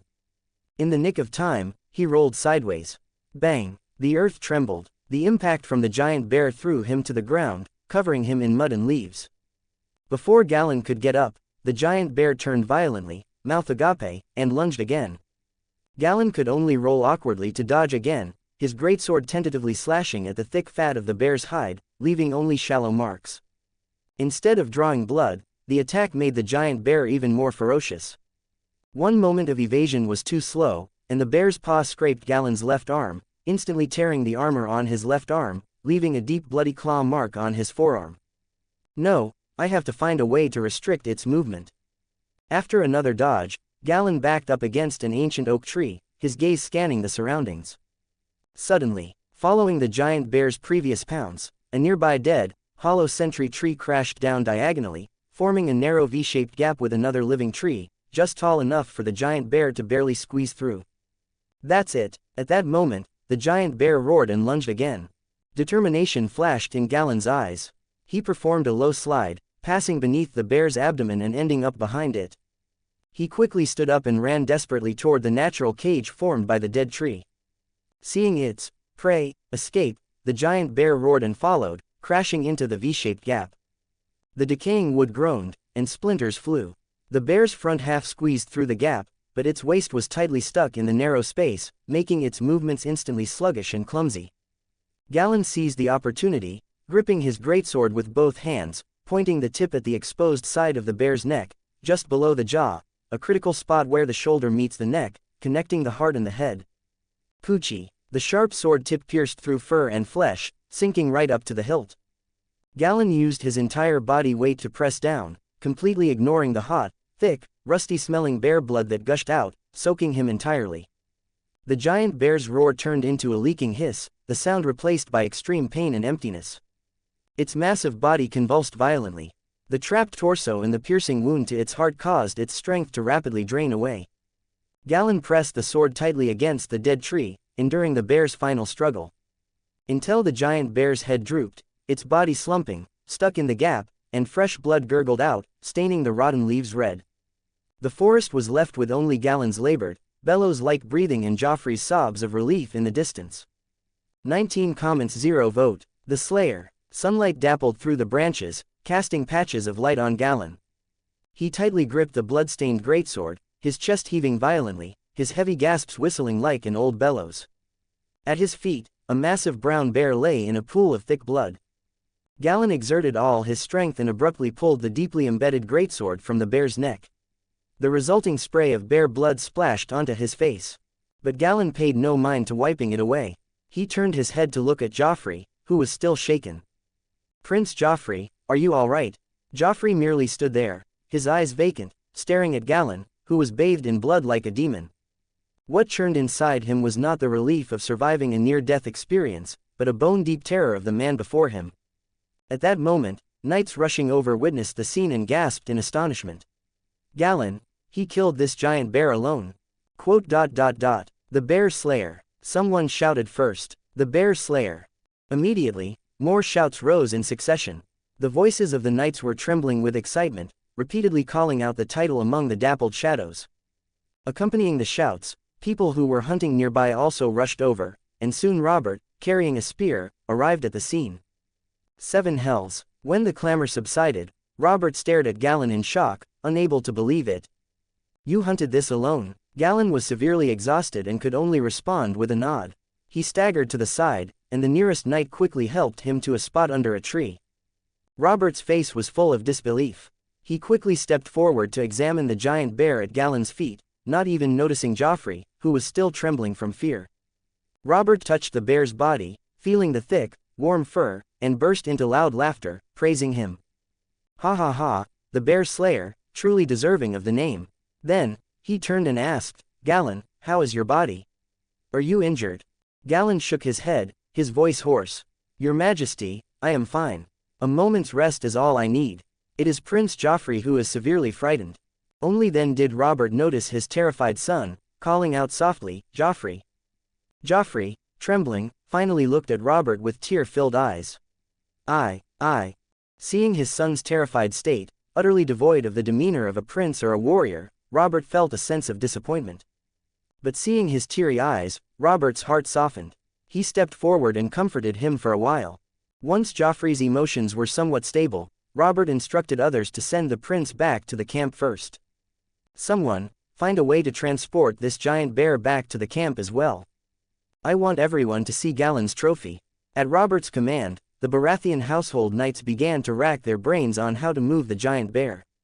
Because the bear was too large and too heavy, and the Baratheon knights feared that forcibly dragging it would damage its pelt. So, they sent for horses and used 30 or 40 ropes to weave a giant net, wrapping it around the bear's body. Then, they used the horses to transport it back to the camp piece by piece. Just then, Ned, having received word from Jon, rushed over with his men. Gazing at the mountainous giant bear, Ned was also greatly shocked. Robert, did you kill this giant bear? In his urgency, he addressed the king by his name. You aren't injured, are you? Robert pointed at Galon and shook his head. I wasn't lucky enough to encounter the bear. This bear was hunted by Galon. Galon. Ned was even more astonished. He instinctively turned his gaze to Galon, who was covered in bloodstains. It was out of necessity. Galon's stamina had recovered somewhat. He shrugged off the support of the man beside him and offered a wry smile. At the time, Prince Joffrey was in grave danger. If I hadn't attacked, the prince's life would have been at risk. I was fortunate to use the terrain to my advantage and successfully slay it. Galon briefly recounted the events, and only then did Robert and Ned realize how perilous the situation had been. It's a shame that all of Prince Joffrey's guards perished. Robert followed Galon's gaze toward the nearby knights who had been reduced to pulp and shook his head. When I return, I must reward their families handsomely. At this moment, a knight led an extra horse over. After exchanging a few words with Robert, Ned took Galon and rode back to the camp first. Along the way, more and more people heard the story of Galon single-handedly hunting a giant bear. By the time they returned to the camp, almost everyone was craning their necks in anticipation. The Bear Slayer. When Galon, covered in blood and grime, appeared in the camp, even the servants and cooks were shouting the title. Ned watched it all with a smile. When the shouts subsided, he ordered men to help Galon dismount. He had Galon led to the long table laden with food and fine wine and instructed someone to bring a warm, damp towel. Galon, you've done a great deed. Galon wiped a few hasty strokes and laughed heartily. It was pure luck. As he reflected, he couldn't help but feel a lingering fear. If the giant bear hadn't coincidentally crashed into that tree, he wouldn't have been able to adapt to the situation, and he would have either been exhausted to death by the bear or the bear would have given up on him to attack Joffrey. If Joffrey had been killed by the bear, how would he have faced Robert and the Queen? Thinking of this, Ned patted Galon's shoulder, grateful. Thanks to you, otherwise I truly wouldn't have been able to face Robert. Galon laughed. Lord Stark, we are family. There is no need for formality. Ned laughed twice. Yes, we are family. Oh, right, there is one thing I wanted to ask of you. When the laughter ended, Ned remembered Maester Luwin's suggestion from the night before and went straight to the point. Galon, you know I will soon travel south to King's Landing. Some of my children will go with me, but Jon cannot. Ned's expression grew slightly serious. He is a bastard. There is no place for him in King's Landing. So, I would like him to become your squire. What do you think? Galon looked surprised. Seeing his reaction, Ned thought he was unwilling, so he added, I suggested this because I saw you getting along quite well with Jon lately, so I. But before he could finish, Galon interrupted with a smile. Lord Stark, to be honest, I've had this in mind for a while. A few days ago, when I was talking with Jon, I invited him to be a guest at Deepwood Motte. But Jon was mindful of your feelings and hesitated to accept. I was planning to find an opportunity to talk to you about it, but I didn't expect. Ned was taken aback, then smiled. So, you agree? Galon nodded solemnly. Of course. Ned was immediately overjoyed. That's wonderful. I will talk to Jon shortly. Just as he was about to say more, a rider on a fast horse arrived at the hunting camp from Winterfell. Lord Stark, Lady Catelyn says you must return immediately. Brandon fell from the high walls and is clinging to life. What? Ned was instantly shocked and furious. He trembled all over, his face filled with disbelief. In a flash, he snatched a horse and galloped toward Winterfell. Scheming. Galon stood up and watched Ned depart. Bran fell from the tower, but what about Theon? He pondered for a moment, and just as he was about to question the messenger, he saw Ned suddenly turn back. He rode his horse up to him, his brow tightly furrowed. Galon, I must return to Winterfell at once. I leave you in charge of the camp for the time being. Notify Robb, and make sure he looks after the king and the prince. Galon nodded. Yes, I will arrange for men to find him immediately. He paused slightly, then added with concern, Lord Stark, you should not worry too much. Bran is blessed by the old gods and will surely be safe. Hearing his comfort, Ned forced a smile, then turned his horse and galloped toward Winterfell. Once his figure disappeared from the camp, Galon frowned and looked at the messenger. What exactly happened to Bran?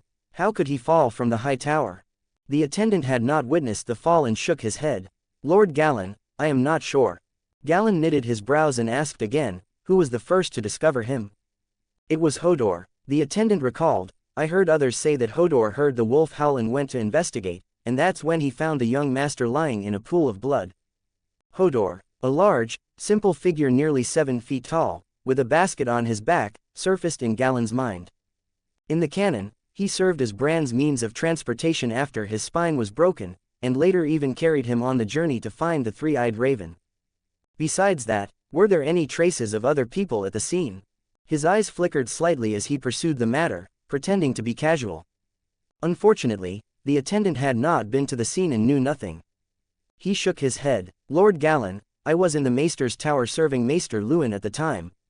I was only informed that the young master had fallen from the tower when someone reported it. Then Maester Luwin sent me to notify Lord Stark. Seeing his answer, Galon knew there was nothing more to learn, so he waved his hand, signaling him to withdraw and rest. He slowly sat down on a chair, picked up a cup of wine from the table, took a sip, and pondered silently. Did Theon have any part in Bran's fall? If he was involved, what is he doing now? Is he alive or was he killed? The mellow flavor of the wine spread in his mouth. He narrowed his eyes slightly, carefully considering his next plan. If Theon also died, Winterfell would likely be in utter chaos. If Ned's son fell from the tower and his ward was also murdered. In that scenario, no matter how much Ned avoided politicking, he would be forced to believe there was a major conspiracy. And to provide an explanation to the Iron Islands, he and Robert would inevitably turn Winterfell upside down. By then, even if Jaime and Cersei survived, they would be stripped of their dignity. In fact, it would also make Ned completely wary of King's Landing and the Lannisters. It's possible that when he traveled south, he might take more people to King's Landing than in the canon. Then the lion would have to pay a much heavier price to devour the wolf. But if Theon is still alive, there are only two possibilities. Either he didn't go to the broken tower at all or didn't run into Cersei and Jaime. Or he reached some kind of agreement with Jaime. The first possibility would have little impact on Galon, merely reverting to the original plot. But if it were the second possibility, his lips curved playfully. Then things become much more interesting. He put down his wine glass and thought seriously, perhaps when I return to Winterfell, I can ask Ned to allow me to investigate Bran's fall. If Theon was involved, he will expose himself sooner or later. Galon smiled as he looked up, his gaze fixed on the direction of Winterfell, as if he could already see Theon being forced out of Winterfell by him. Soon, very soon, the Iron Islands will be restless before long, and this is precisely my opportunity. Balon is old, Asha has obvious weaknesses, and Theon is not up to the task. Only Euron is a major threat to my life. Especially since he possesses the dragon horn. Galon carefully recalled the plot. Although the dragon horn had obvious drawbacks, its effect of controlling giants was enough to make people ignore its negative effects. This horn was one of the means he planned to use to contend with the Dragon Queen. It's a pity I transmigrated too late, Jorah Mormont has already fled. If I could have contacted the Dragon Queen through him, perhaps it wouldn't be so difficult. He sighed slightly, then his eyes filled with anticipation. But it's not too late now. As long as I control the Iron Islands, I can completely revitalize Deepwood Motte.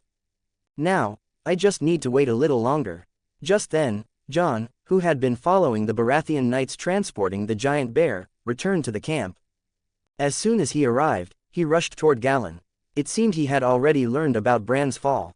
Galon, as expected, Jon rushed over, calling out from afar, "Something happened to Bran." Galon composed himself, immediately stood up to meet him, and said somberly, "Yes, the attendant just reported that he fell from the high tower and is clinging to life. Lord Stark has already returned." But before Galon could finish, Jon turned his anxious face and started to walk away. Galon quickly stopped him. "Hey, where are you going?" Jon shook off his hand and said urgently, "Move aside, I need to go back and see him." But Galon did not move aside. Instead, he shook his head. "Calm down, Jon, you won't be able to see him even if you go back now. Maester Luwin is treating him, and Lady Catelyn will not leave his side. You won't even be able to get through the bedroom door." Jon instantly froze. He knew Galon was right. Lady Catelyn had never been fond of him. If he went to visit, it would only increase her dislike, which was already heightened by her worry for Bran. But Jon and Bran were as close as true brothers. How could he stand by and do nothing? "Galon, are you just going to make me stand here and wait like an idiot?" I can't bear to think about him." His voice choked up, his heart filled with terror, fearing he would return to Winterfell only to hear the news of Bran's death. Galon knew he valued affection above all else. He stepped forward to comfort him. "Don't worry, he is blessed by the old gods and will be fine." But Jon remained deeply saddened and grief-stricken. Seeing his state, Galon had no choice but to find another way to divert his attention. "Jon, Robb is still hunting in the Wolfswood and doesn't know about this yet. My strength hasn't fully recovered, so I can't go into the Wolfswood to look for him. Take a few men and go find him. Notify him of this matter as quickly as possible and tell him to come back immediately." Jon paused, then agreed after a moment's hesitation. He turned and left in silence, preparing to gather a few Winterfell soldiers to enter the Wolfswood and search for Robb. Galon watched him ride away and couldn't help but think. If Jon is like this, Robb will probably be just as anxious and worried when he returns. I will have to think of a way to calm him down. The king has not yet left. If the Starks leave one after the other, others will only assume they are disrespecting the king. Ned and the king have a good relationship, so his departure is acceptable. But if even Robb leaves, they will be hard-pressed to explain themselves. Now, Galon and the Starks are in the same boat, so he must persuade Robb to stay, no matter what. 13 comments 0 vote, return to the castle. It was around 3 in the afternoon when Jon found Robb. Because of the morning's wager, Robb had spent nearly the entire day hunting in the Wolfswood. When he saw Jon, he assumed Galon had sent him to check on his haul. So, without a word, he eagerly pulled Jon along, boasting about the day's successes. But when he heard that Bran had fallen from the tower and was clinging to life, his face instantly changed. He no longer cared about anything else, leaping straight onto Jon's horse. The two rode together, galloping frantically back toward the camp. As they neared the camp, they saw the Baratheon knights returning laden with goods, with the giant bear being dragged into the center of the camp. Normally, Robb would have joined the excitement. But now, all he wanted to know was the status of his younger brother's injuries. "Galon," Robb jumped off the horseback, anxiously asking, "Has any new information come from Winterfell?" Did my father send word again? Galon walked toward him and said somberly, no. Since Lord Stark left, no one has come again. Robb grew even more anxious, the worry on his face impossible to hide. Come on, let's return to Winterfell. But Galon stepped forward and held Robb back, his voice firm. Robb, calm down. Robb angrily shook off his hand, much like Jon had earlier, and snapped, how do you expect me to calm down? That's my brother. His voice was loud enough to make the surrounding people turn and look. What are you looking at? Robb glared at them furiously, causing the others to look away, bewildered. Seeing that Robb still intended to leave, Galon's voice also became cold and sharp. Robb, before Lord Stark left, he told me to notify you to look after the king and the prince. If you leave now, what will happen to the king and the prince? Are you going to let me, a sworn vassal, explain to the king, or are you going to let Jon go and explain to him? Don't forget, winter is coming. Galon's words successfully halted Robb's steps. He clenched his fists, speechless for a long time. I know you're worried about Bran. I am equally worried about him. But if we return worried, can we help Bran escape the danger? Robb, neither you nor I are maesters. We don't have healing skills. We would only be in the way if we went back. Galon took 2 steps forward, meeting Robb's eyes, and said sincerely. But staying here, you are indispensable. You are the heir to the Starks. No one else has the right to speak directly with the king except you. Robb gradually regained his composure. He knew Galon was right. If he disregarded the king and left, then as far as Ned was concerned, the North would have lost its honor. But I'm still afraid. What if Bran dies? Galon patted Robb's shoulder reassuringly. Brandon is protected by the old gods. He won't die so easily. Trust me, stay here and do what we must do. Robb's lips moved, and finally, he nodded heavily, agreeing. Galon felt a slight sense of relief, thinking he had finally managed Robb. At that moment, the camp outside grew noisy. Come on, it seems the king is back.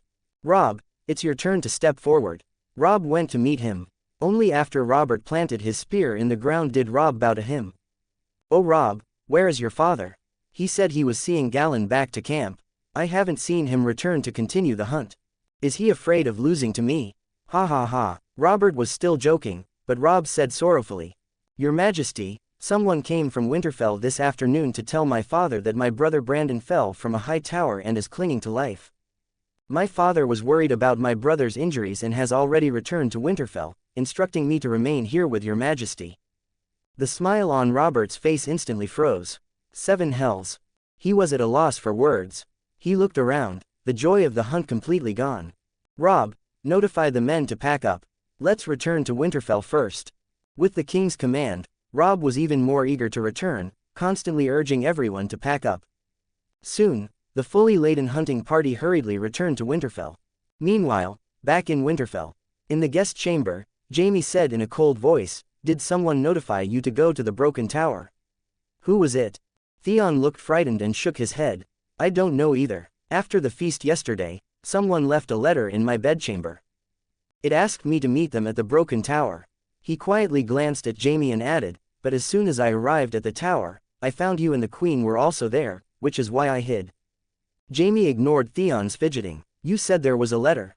Where is it? Theon said softly, I burned it.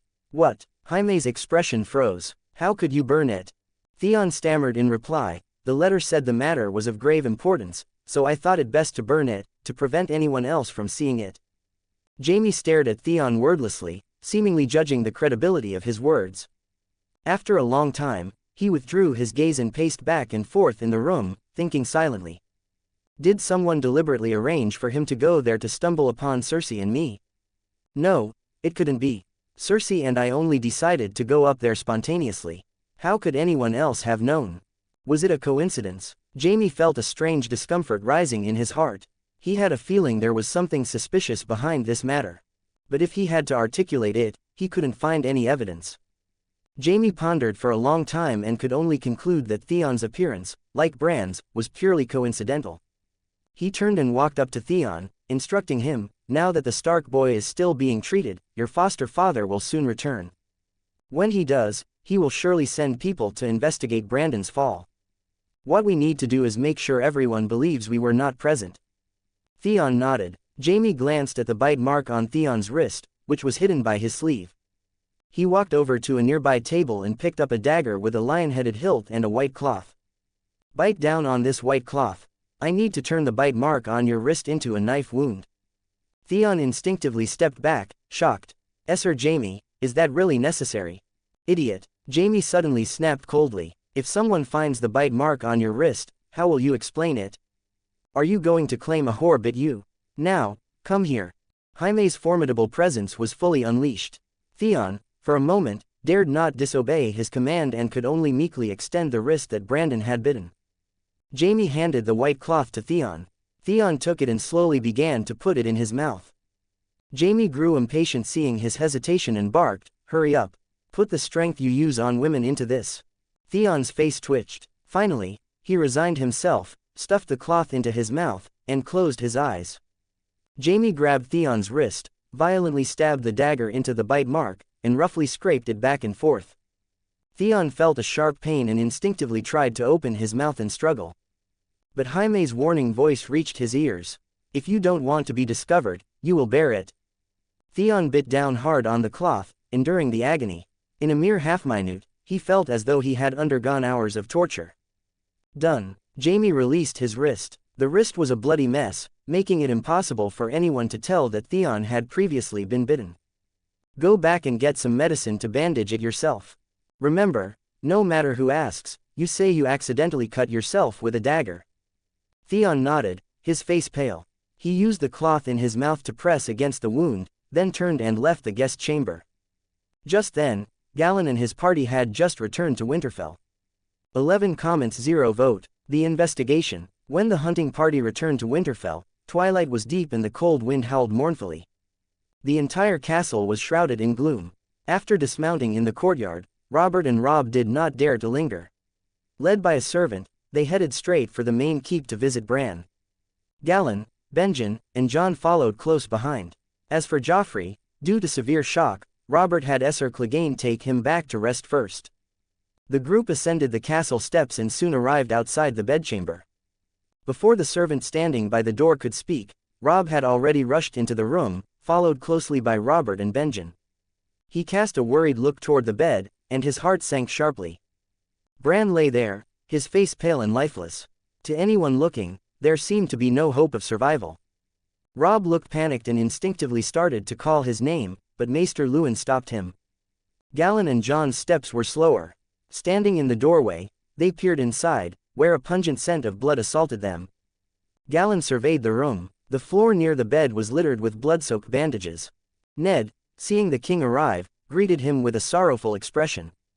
Catelyn stood numbly to one side, completely motionless, her vacant eyes fixed intensely on her son. Outside the window, his direwolf was still howling mournfully, one sorrowful cry after another. At this moment, Maester Luwin touched Bran's forehead, then straightened up to face the crowd. "Your Majesty, my lords, his injuries have been treated for now." Catelyn's eyes moved slightly, and Robert immediately asked, "How is he?" Maester Luwin shook his head and sighed. "He has lost a lot of blood. His back is broken, and both his legs are also broken. I have done my best. Now, we can only hope the old gods will protect him." At this news, the spark of life in Catelyn's eyes vanished. Ned's face twitched a few times, and his eyes, fixed on the child on the bed, were filled with sorrow. Robb and Jon trembled all over, unable to accept the reality that he might die. Galon's face showed sorrow, but he remained perfectly calm inside. As Maester Luwin said, an ordinary person who fell from such a height would have been dead long ago. But he was different. Blessed with the gift of a greenseer, he was truly protected by the old gods. His life would certainly be saved, he would just never be able to walk again. "Your Majesty, my lords, please leave now. Allowing him to rest properly might help his recovery. I am enough to look after him here." Seeing too many people in the bedchamber, Maester Luwin advised everyone to return and rest. Ned nodded. He glanced at the grief-stricken Catelyn, knowing he could not persuade her to leave. "So," he said, "Cat, you stay and look after him." She did not reply, still staring motionlessly at her son. Seeing his wife's state, Ned sighed helplessly and said no more, forcing himself to maintain his composure as he walked out with Robert. Benjen shook his head and led the grief-stricken Robb out as well. The bedchamber door was closed once more. 7 hells. Robert stood by the door, sighing. Why would he fall from the high tower like that? He has always loved climbing. I warned him repeatedly, but he never listened, Ned regretted. If I had disciplined him more strictly, perhaps he wouldn't have slipped and fallen today. Alas, hearing Ned's weary sigh, Robert also fell silent. Just then, Galon's eyes flickered slightly, and he suddenly spoke, drawing everyone's attention to himself. Your Majesty, Lord Stark, he said composedly, I have heard Robb and Jon say he is extremely skilled at climbing. Logically, he shouldn't make such a mistake. He looked around at everyone, deliberately leading the line of thought. Could there be another explanation for this? Robb's pained expression sharply stalled. He muttered, Are you saying someone wanted to harm him? The more he thought about it, the more convinced he became. Yes, he has climbed that broken tower many times and has never slipped before. Why would he slip today? Robb's voice suddenly rose, as if trying to convince himself. There must be a reason. Ned frowned deeply. He did not believe there was any special reason. Just because he hadn't slipped before didn't mean he never would. Perhaps he was not feeling well or uncomfortable today, which could have caused him to slip and fall while climbing. But as a father, he also wanted a reason to accept the current state, so he asked, Then, Galon, what do you suggest? Galon met his gaze and said firmly, Lord Stark, allow me to take a few men to investigate. We might find something.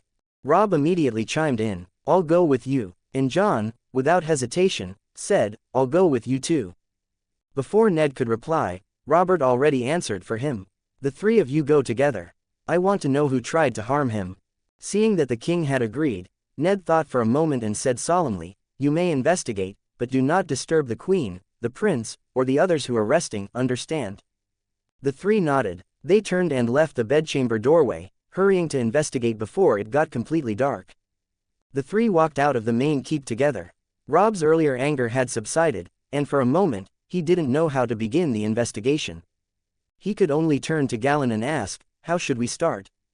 Galon already had a plan in mind. Robb, you take men to investigate what others saw when the accident occurred. Look for any suspicious clues, the more detailed the better. Robb nodded, then asked, And what will you do? Galon pointed toward the broken tower not far away. I'll take Jon to examine the scene for any signs or clues. Seeing that Robb had no other questions, the 3 agreed to meet at dinner time. Then, Galon led Jon toward the broken tower in the first keep. The sky was dim. The 2 found 2 oil lamps and walked side by side. Because the broken tower had been abandoned for a long time, they did not see anyone else on the way. As Jon led him, he asked, Galon, do you really think someone harmed him? Galon, of course, knew the answer, but couldn't reveal the plot, so he replied vaguely. I am only guessing. Whether it's true will depend on the results of our investigation. Jon sighed, again feeling sad for his brother. Alas, even if he survives, his back and legs are broken. He'll never be able to ride a horse again, or serve Robb in battle, and he'll have to endure the mockery of others. I can't imagine how he will face all this when he wakes up. Galon comforted him. Though I've only known him for a few days, I know he is a strong child. Jon, the blood of the Starks flows in his veins. You must learn to have faith in him. Despite the words, Jon remained silent. A bastard is mocked by the world. How is a crippled man supposed to live his life? Moreover, it was still unknown whether he would even survive. The 2 continued in silence until Jon raised the oil lamp. The broken tower is here. 7 comments 0 vote. Gathering evidence. Beside the first keep, beneath the ruined tower.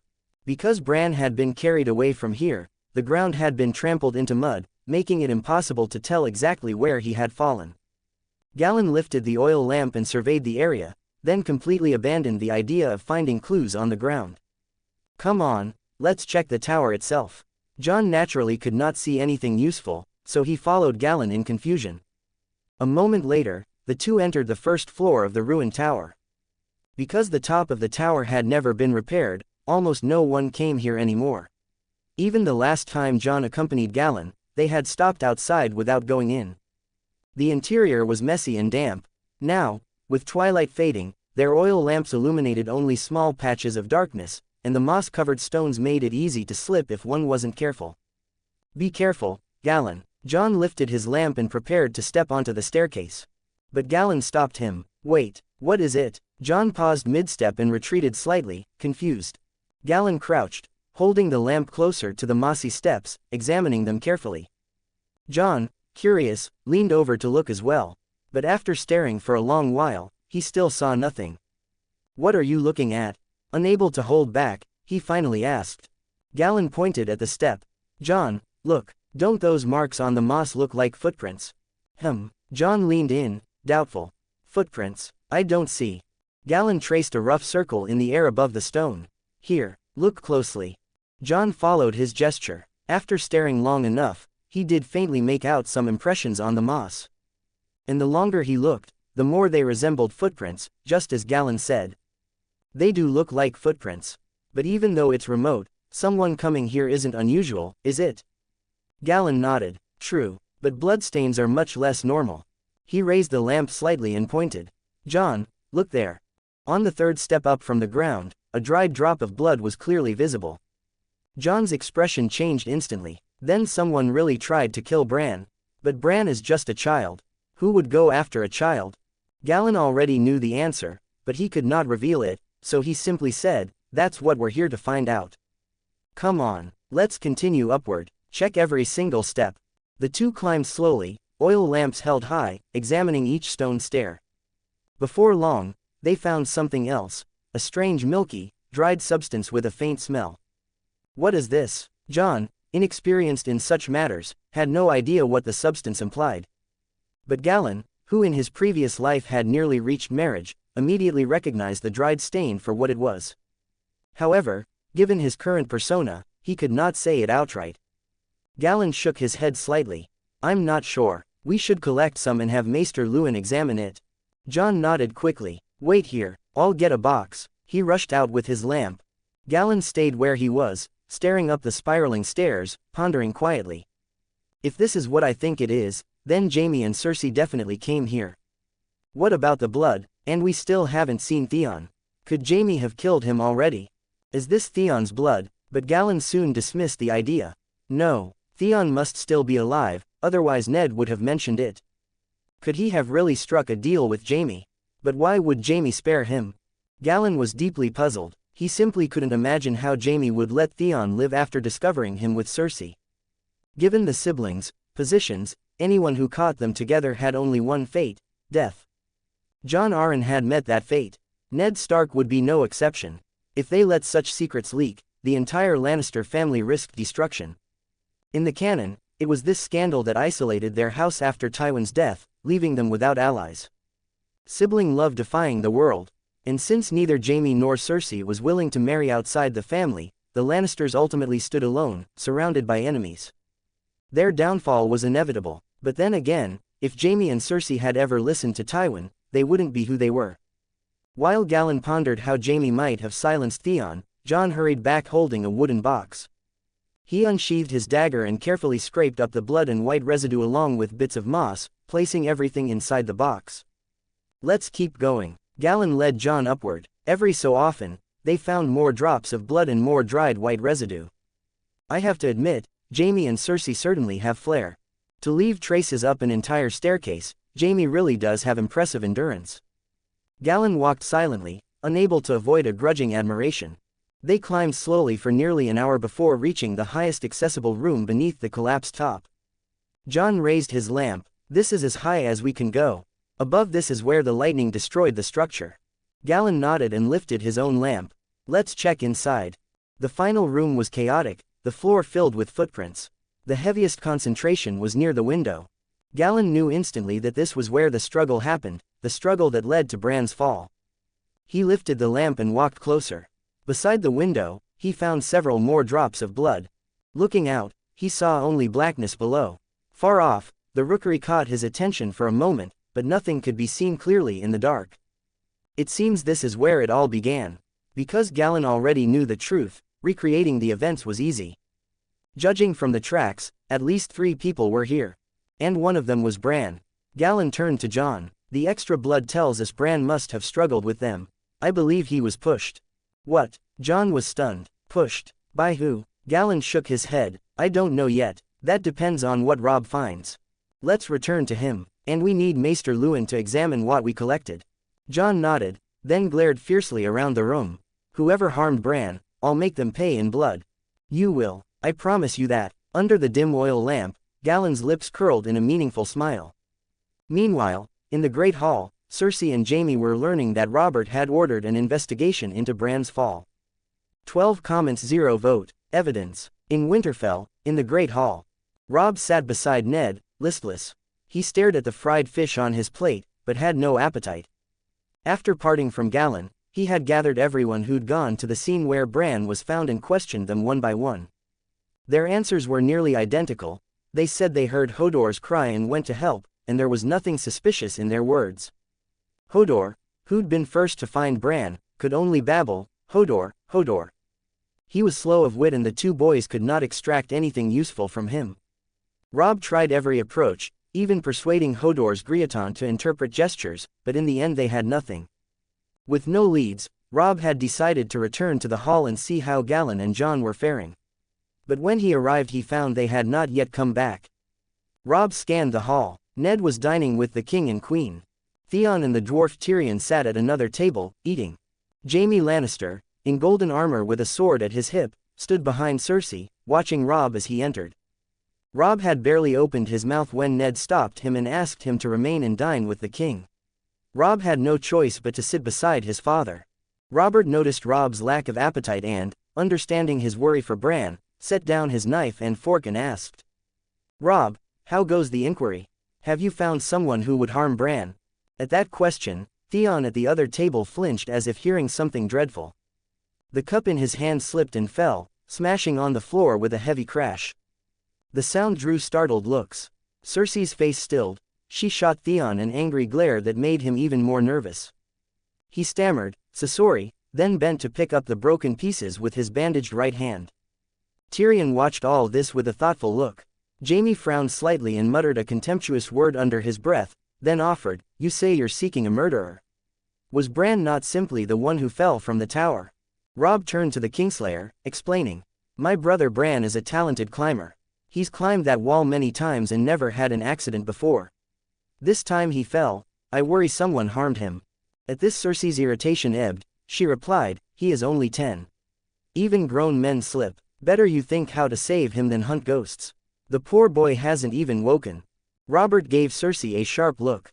"If you have nothing useful to say, hold your tongue." Then he looked to Robb. "Where are that Slayer's trophy and your bastard brother? Why aren't they here?" By now Galon's nickname from the day's hunt had spread through Winterfell, the Bear Slayer, and word of his killing the giant bear and saving Joffrey had reached Jaime and Tyrion, who were both astonished. Robb said, "After leaving Bran's chamber we split up. Galon and Jon went to inspect the tower. I collected eyewitness accounts and searched for clues. But the first person to touch Bran was Hodor. He's not coherent and I couldn't get anything from him." Jaime and Cersei exchanged a glance and both relaxed a little. Ned shook his head. He hadn't had high hopes for what Galon and Jon might have found. That spot's been trampled since Bran's fall. Even if there were clues, people have probably destroyed them. They may as well have wasted their time. Not necessarily. At that moment Galon and Jon burst into the hall. "Lord Stark, Your Majesty, Jon and I made some discoveries at the ruined tower." Their words snapped the room to attention. Ned and Robert rose in unison. "What did you find?" Galon stepped forward and signaled to Jon to bring out the wooden box with the gathered moss. Jon placed it on the table and opened it.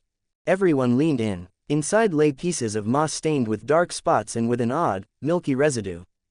Ned stared, incredulous. Galon pointed at the contents. "Jon and I searched the tower stairs. The place where Bran fell has been trampled, so the ground gave us nothing. But along the moss-covered steps we found marks that look like footprints. Look closely," he continued. "From the base of the tower to the top, on dozens of steps, there are drops of blood on the moss, clear and repeating. And inside the top room itself there are several traces of blood as well." He swept his gaze over the assembly and said with quiet certainty, "So I am convinced Bran's fall was not an accident. Someone did this deliberately." At Galon's words Cersei's composure vanished. She looked toward Jaime with panic in her eyes. Jaime, for a breath, became tense too, then forced his calm back. He gave Cersei a slight shake of the head, urging her to relax, and turned a cold eye on Theon, inwardly calling him useless. Jaime's hand drifted toward his sword in a motion meant to intimidate. Tyrion noticed at once. He realized how tightly Jaime and Cersei were bound to this affair and his face grew serious. He reached for a cup and drank, thinking through how to respond. Then Tyrion stepped closer to the box and pointed at the pale residue.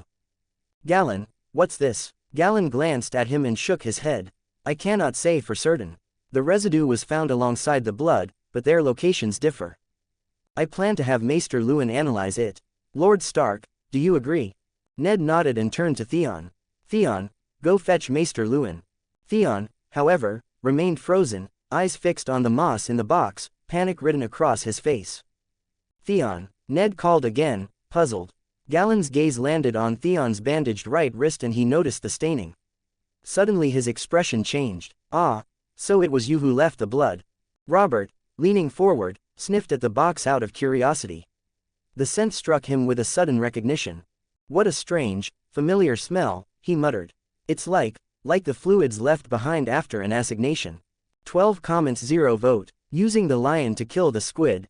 Mating fluid. Galon's eyes narrowed slightly as he noticed Cersei and Jaime's expressions change in an instant. After Robert's reminder, Ned stepped forward and sniffed the scent himself. He then nodded grimly. That is correct, it is indeed bodily fluid left after coupling. His expression darkened with fury. Who exactly was copulating in the broken tower? And why would they try to murder Bran? Galon, Jon, did you discover anything else? At that moment, Jon blurted out, isn't it obvious? Bran must have seen someone coupling while climbing the tower. To keep Bran from talking, they pushed him off the tower.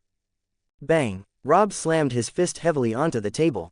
Ned's gaze turned razor sharp as he once again ordered, Theon, go summon Ser Rodrik. I want a full account of where everyone in Winterfell was and what they were doing during the day. Theon, who had only just regained his senses, dared not move.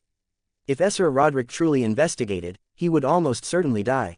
Fortunately, Tyrion stepped forward at this moment and offered a different view. If that were the case, how do you explain the blood? Your Majesty, Lord Stark, surely the blood wasn't caused by friction during the act. Tyrion smacked his lips exaggeratedly. That would have to be quite intense. Robb, already furious, snapped coldly, what are you implying? Tyrion glanced at Jaime and Cersei, then turned to Galon. You said there were many bloodstains at the top of the broken tower. Galon's eyes flickered. Realizing Tyrion's intention, he cooperated smoothly. That's right, most of the blood droplets were concentrated near the window at the top of the tower, but there were no signs of a fight. Tyrion smiled. Exactly. Facing Robert and Ned's puzzled looks, he explained, this tells us one thing. Bran knew the man and woman who were coupling. And they were very familiar with him. A faint, unreadable smile appeared at the corner of Galon's lips as he continued, Lord Tyrion means that because Bran knew them well, he had no guard up at all. When they suddenly attacked him, he had no time to react and could only bite or claw at them, leaving behind bloodstains. Tyrion looked at Galon in surprise, unable to understand why he was helping him. Still, he followed along. Exactly. I suspect Bran overheard something he should not have heard, which is why they decided to silence him. I believe that as long as Lord Stark checks who in Winterfell bears bite marks or scratch wounds today, the culprit will be revealed. As he finished, Tyrion deliberately looked toward Jaime and Cersei. Unexpectedly, both of them turned their gaze toward Theon, who was already near the doorway. Galon noticed this and his smile deepened. He no longer bothered to hide it and directly pointed the spear at Theon. There is something I've been curious about. Theon, what happened to your wrist? Why is it wrapped in bandages? Inside the Great Hall, all eyes focused on Theon's right wrist. Theon froze in place. You were perfectly fine at the feast yesterday. Why are you bandaged today? Surely you are not going to tell His Majesty and Lord Stark that you accidentally cut yourself. Theon's body trembled, cold sweat covering his forehead. I. Robb had not suspected him at first, but seeing his stammering, doubt crept in. Theon, did you go to the broken tower today? I did not. Pushed to the limit, Theon snapped back. Robb, we have grown up together for years. You don't trust me, you suspect me just because of this. Robb fell silent. The evidence before him truly could not conclusively prove that Theon was the culprit. Theon pressed on. I also see Bran as my own brother. How could I harm him? And didn't you say it was a bite or scratch mark? Then look carefully. What kind of wound is this on my wrist? With that, Theon ripped off the bandage, revealing mangled flesh beneath. It was neither a scratch nor a bite. Robb and Jon's suspicions eased slightly. At this moment, Theon finally realized that Galon had been deliberately pushing the blame onto him. He glared venomously at Galon. This Glover guy has only been in Winterfell for a few days, yet so many things have happened. And he keeps pouring dirty water on me. In my opinion, Bran's accident was caused by him. Ned naturally did not believe such angry words. After all, Galon had been with the hunting party the entire day. Frowning deeply, Ned barked, "Enough. If this continued, it would only make a spectacle for the king and queen." But Galon had no intention of stopping halfway. He examined the wound on Theon's wrist and suddenly said, "You've said so much, yet you still haven't explained how this wound was caused." Theon was instantly speechless. "The wound on your wrist is indeed not a scratch or a bite, but it is also not a clean blade cut. Instead, it looks like the flesh was deliberately gouged with a dagger to conceal the original injury." Robert and Ned were both seasoned warriors. They could tell at a glance whether a wound was genuine.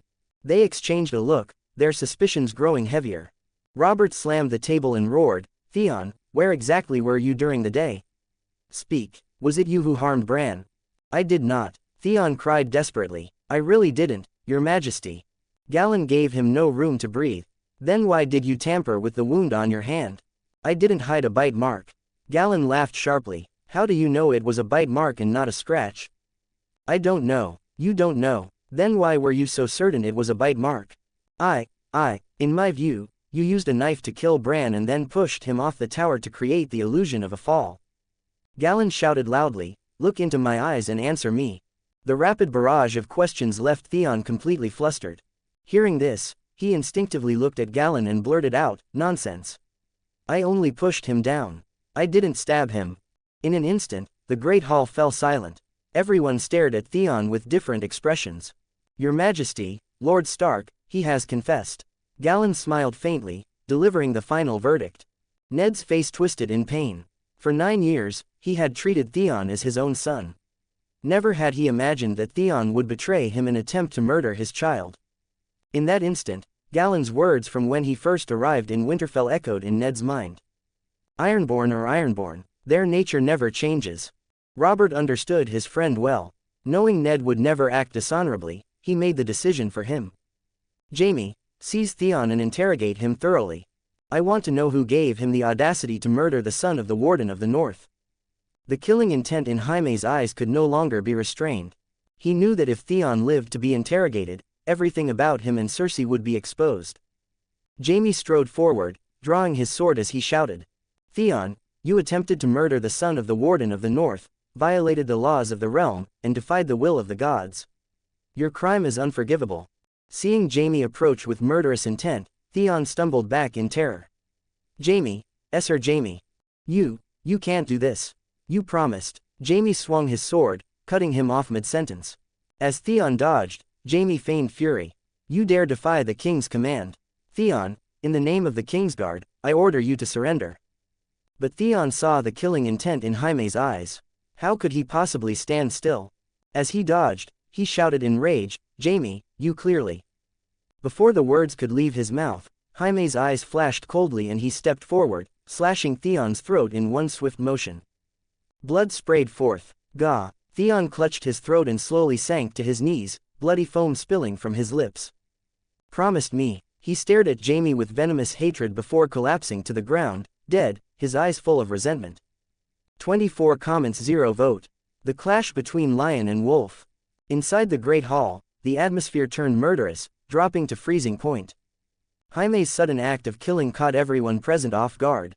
Everyone except Galon. The moment Jaime drew his sword, Galon had already realized that Jaime had decided to kill. Yet Galon did not step forward to stop him. Instead, he chose to stand by and watch quietly. Times had changed. If he had not already been betrothed to Sansa, Galon would have flipped the table without hesitation and forced Theon to expose Jaime and Cersei's scandal, shattering the royal family's plans for marriage with the North. But now that his engagement to Sansa was secure, overturning the table would only harm his own interests. Galon's target had shifted as well. From Jaime and Cersei, it became Theon. He intended to use this incident to eliminate Theon completely. Galon had deliberately cooperated with Tyrion in order to pin the crime of harming Bran squarely onto Theon. I don't know why Jaime tolerated Theon living after discovering his disgrace, Galon thought coldly, but if Theon were truly exposed, there's no way you'd be able to sit still, Jaime. Unless you want your entire family slaughtered by Robert. As it turned out, using another's hand to kill was even smoother than Galon had expected. He had not anticipated that Theon's mental resilience was so poor that a few sharp words were enough to force him into blurting out the truth. Galon had even considered what he would do if Theon stubbornly denied everything and how he might plant seeds of suspicion in Ned and Robert's minds. But now, none of that was needed. Theon's own words had simplified everything. Jaime had only one path left: kill Theon before he could speak any further. At this moment, seeing his goal achieved, Galon's lips curved slightly in a satisfied smile. Theon is dead, now comes the king's judgment of the lion. So, what will you do next, Jaime? Galon watched with keen interest. Sure enough, Robert finally reacted, staring at Jaime in shock and fury as he roared, "Kingslayer! I ordered you to capture him alive, not kill him." Standing at Robert's right, Ned was equally furious. Even if Theon truly had attempted to murder Bran, judgment had to be passed before punishment. Now that Theon had been killed without trial, what would others think? What would Balon of the Iron Islands think? They would only believe that Theon's death was highly suspicious. "Galon," Ned shouted angrily, "seize the Kingslayer at once." "Yes, Lord Stark," Galon replied readily. Drawing his sword, he stepped forward. "Sir Jaime, you disobeyed the king's command and executed Theon without authorization. Surrender immediately." Jaime turned around and looked deeply at Galon, a trace of wariness flashing through his eyes. "The Bear Slayer," he silently recited Galon's title in his heart. Then, without hesitation, he tossed the sword in his hand beside Theon's corpse. "Your Majesty," Theon resisted arrest.